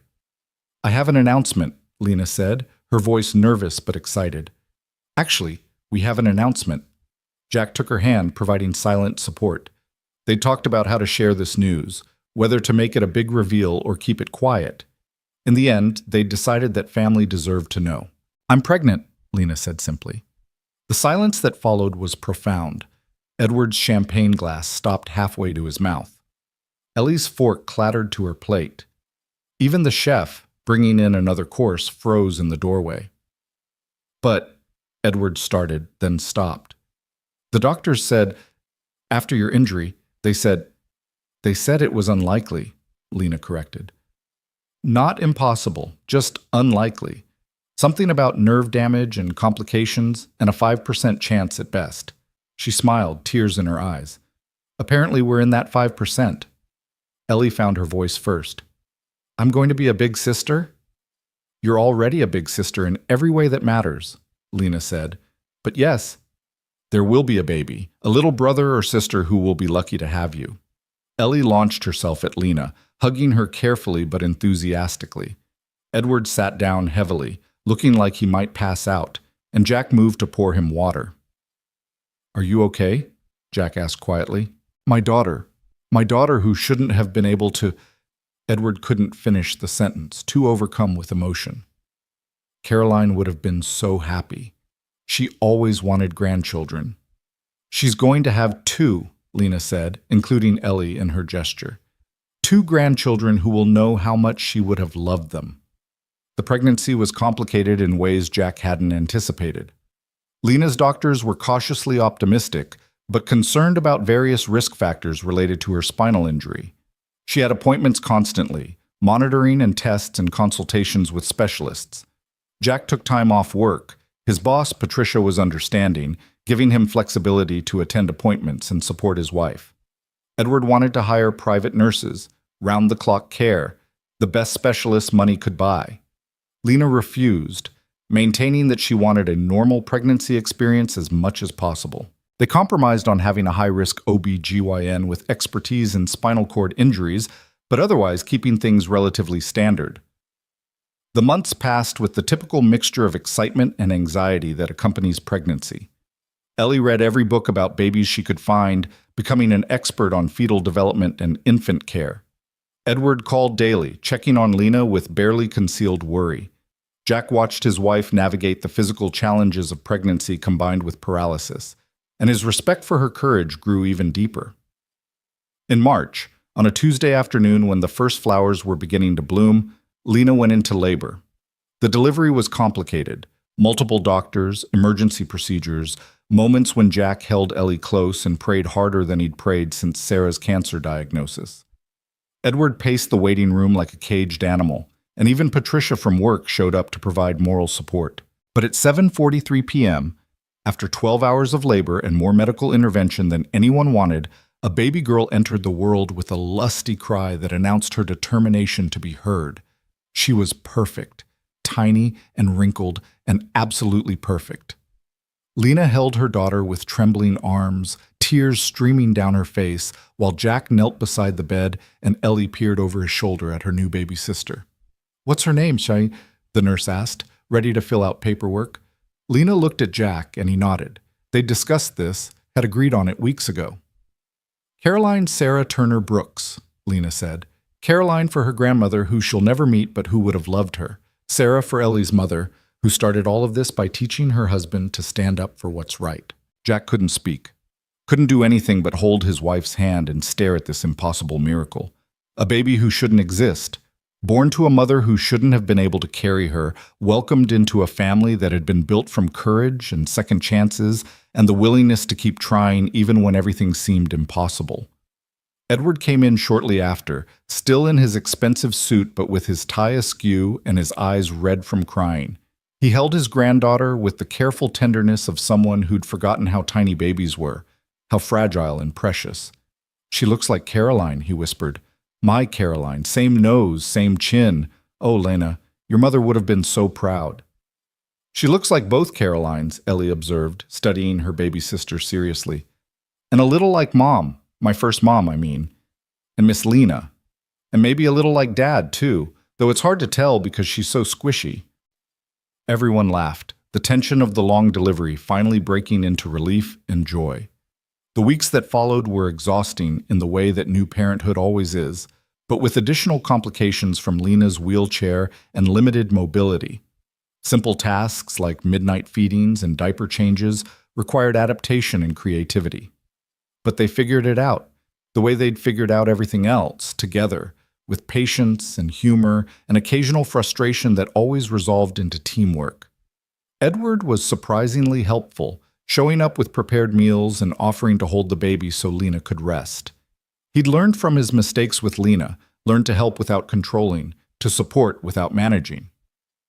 He'd sit in their living room, tiny Caroline sleeping on his chest, and tell her stories about her grandmother, the woman she was named for, the woman who would have loved her so much. Ellie was a natural big sister, gentle and patient with the baby in ways that surprised Jack. She'd read to Caroline, sing to her, explain the world with the seriousness of someone who understood that big sisters were teachers and protectors and friends. One evening in late April, when Caroline was 6 weeks old and finally sleeping in longer stretches, Jack and Lena sat together on the couch while both girls slept. Ellie in her room, Caroline in her bassinet nearby. "We did it," Lena said, her head on Jack's shoulder. "We actually did it. Built a family, had a baby, survived the first 6 weeks without anyone dying of sleep deprivation." "You did it," Jack corrected. "You're the one who carried her, who went through that terrifying labor, who's feeding her every 3 hours." "We did it together," Lena insisted. "That's what all of this has been, from the very beginning, together." Jack kissed the top of her head, breathing in the scent of her shampoo and baby powder and the particular smell of home. "I love you. Have I mentioned that recently?" "Not in the last hour. I was starting to worry." "I love you. I love our ridiculous, complicated, perfect life. I love that we have 2 daughters and a billionaire who brings us lasagna. I love that you taught yourself to change a diaper one-handed so I could hold Caroline while you work. I love that Ellie makes up songs about having a baby sister and sings them at inappropriate volumes. I love all of it. Even the 3 a.m. feedings. Especially the 3 a.m. feedings. There's something about sitting in the dark with our daughter, watching her eat, knowing that she exists because we were brave enough to try. Yeah, I love even that." They sat quietly for a while, exhaustion and contentment mixing into something peaceful. Outside, the city continued its usual rhythm, cars passing, people living their lives, the world turning whether they paid attention or not. But inside their apartment, time felt suspended, held in the gentle breathing of sleeping children and the warmth of shared love. "Jack?" Lena said sleepily. "Yeah?" "Thank you for not walking past that day. Thank you for seeing me. Thank you for all of this. Thank you for letting me in, for trusting me with your heart, for building this life with me. We're pretty good at this, aren't we? The building a life thing? We're getting there, one day at a time." The years that followed brought the usual mixture of challenges and joys that fill any life. Caroline grew from infant to toddler to child, developing her own personality, fierce and funny, with her mother's determination and her father's kindness. Ellie flourished in school, eventually winning a writing competition that earned her a scholarship to a prestigious high school. Edward remained a constant presence, learning to be the grandfather he'd never quite managed to be as a father. Lena's literacy program expanded, eventually operating 5 days a week and serving over 100 students. Jack was promoted at work, his skills and dedication earning recognition that had nothing to do with family connections. They bought a house, larger than the apartment, accessible and comfortable, with a yard where the girls could play. The community center that had hosted their wedding became a second home, a place where they volunteered and taught and gave back to the neighborhood that had become their foundation. The corner store that had started everything, Myers, where Jack had first stood up for Lena, remained closed, its space absorbed into the community center's expansion. A small plaque by the door read, "Where you see wrong, don't look away." It was Jack's idea, and Lena had cried when she first saw it. On the 5th anniversary of their wedding, they returned to Horizon Therapeutic Writing Center for a special session. Ellie, now 14, was an accomplished writer. Caroline, 5 years old and fearless, was starting lessons. And Lena rode Sunshine, the same horse who'd welcomed her back to riding all those years ago. Jack stood at the rail watching his family, his wife and daughters, all in the arena, all laughing and learning and living. Edward stood beside him, older now but healthier somehow, more at peace. "You know," Edward said, "when I first met you, I thought my daughter was making a terrible mistake. Dating a poor warehouse worker, getting involved with someone so far removed from her world. I remember. I was completely wrong. You weren't removed from her world. You were exactly what her world needed. Someone who saw past the money and the wheelchair to the woman underneath. Someone brave enough to stand up for what's right, even when it was inconvenient. I just did what anyone should do. But most people don't. That's what makes it special. That's what makes you special." Edward paused. "Thank you, Jack, for loving my daughter, for giving me grandchildren, for teaching an old man that there's always room to grow and change. Thank you for learning, for letting go of control, for becoming the father Lena needed and the grandfather the girls adore." They watched as Lena guided Caroline through a basic riding pattern, patient and encouraging. Ellie rode nearby, occasionally offering advice, already showing signs of becoming a teacher like her mother. The late afternoon sun cast everything in golden light, making the whole scene look like something from a dream. "This," Jack said quietly, "is what I fought for that day in the store. Not consciously. I didn't know Lena would become my wife, that we'd have children, that standing up for her would change my entire life. But I knew that people like her, people who face the world with dignity and courage, despite how hard it is, deserve to be seen, deserve to be defended, deserve to be loved. And you saw her," Edward said. "When everyone else looked away, you saw her. That made all the difference." As they drove home that evening, all of them together in the adapted van they'd bought to accommodate Lena's wheelchair, Caroline chattered about her riding lesson, while Ellie scrolled through her phone, and Lena reached over to take Jack's hand. The ring on her finger, the sapphire he'd chosen so carefully, caught the light. "What are you thinking about?" Lena asked softly. "About how one moment can change everything. How standing up in a corner store led to all of this, the wedding, the kids, the life we've built. How random it all was. How easily it could have gone differently. But it didn't go differently. You chose not to look away, and I chose to trust you, and Ellie chose to love me, and we all chose to keep choosing each other." She squeezed his hand. That's not random, Jack. That's courage. That's love. That's us deciding, over and over, that this family is worth fighting for. Always worth fighting for, Jack agreed. That night, after the girls were in bed and the house was quiet, Jack and Lena sat together on their back porch, looking at the stars. They'd come so far from that November afternoon in Myers' corner store. From strangers to friends to lovers to spouses to parents. Every step had been uncertain, every choice carried risk.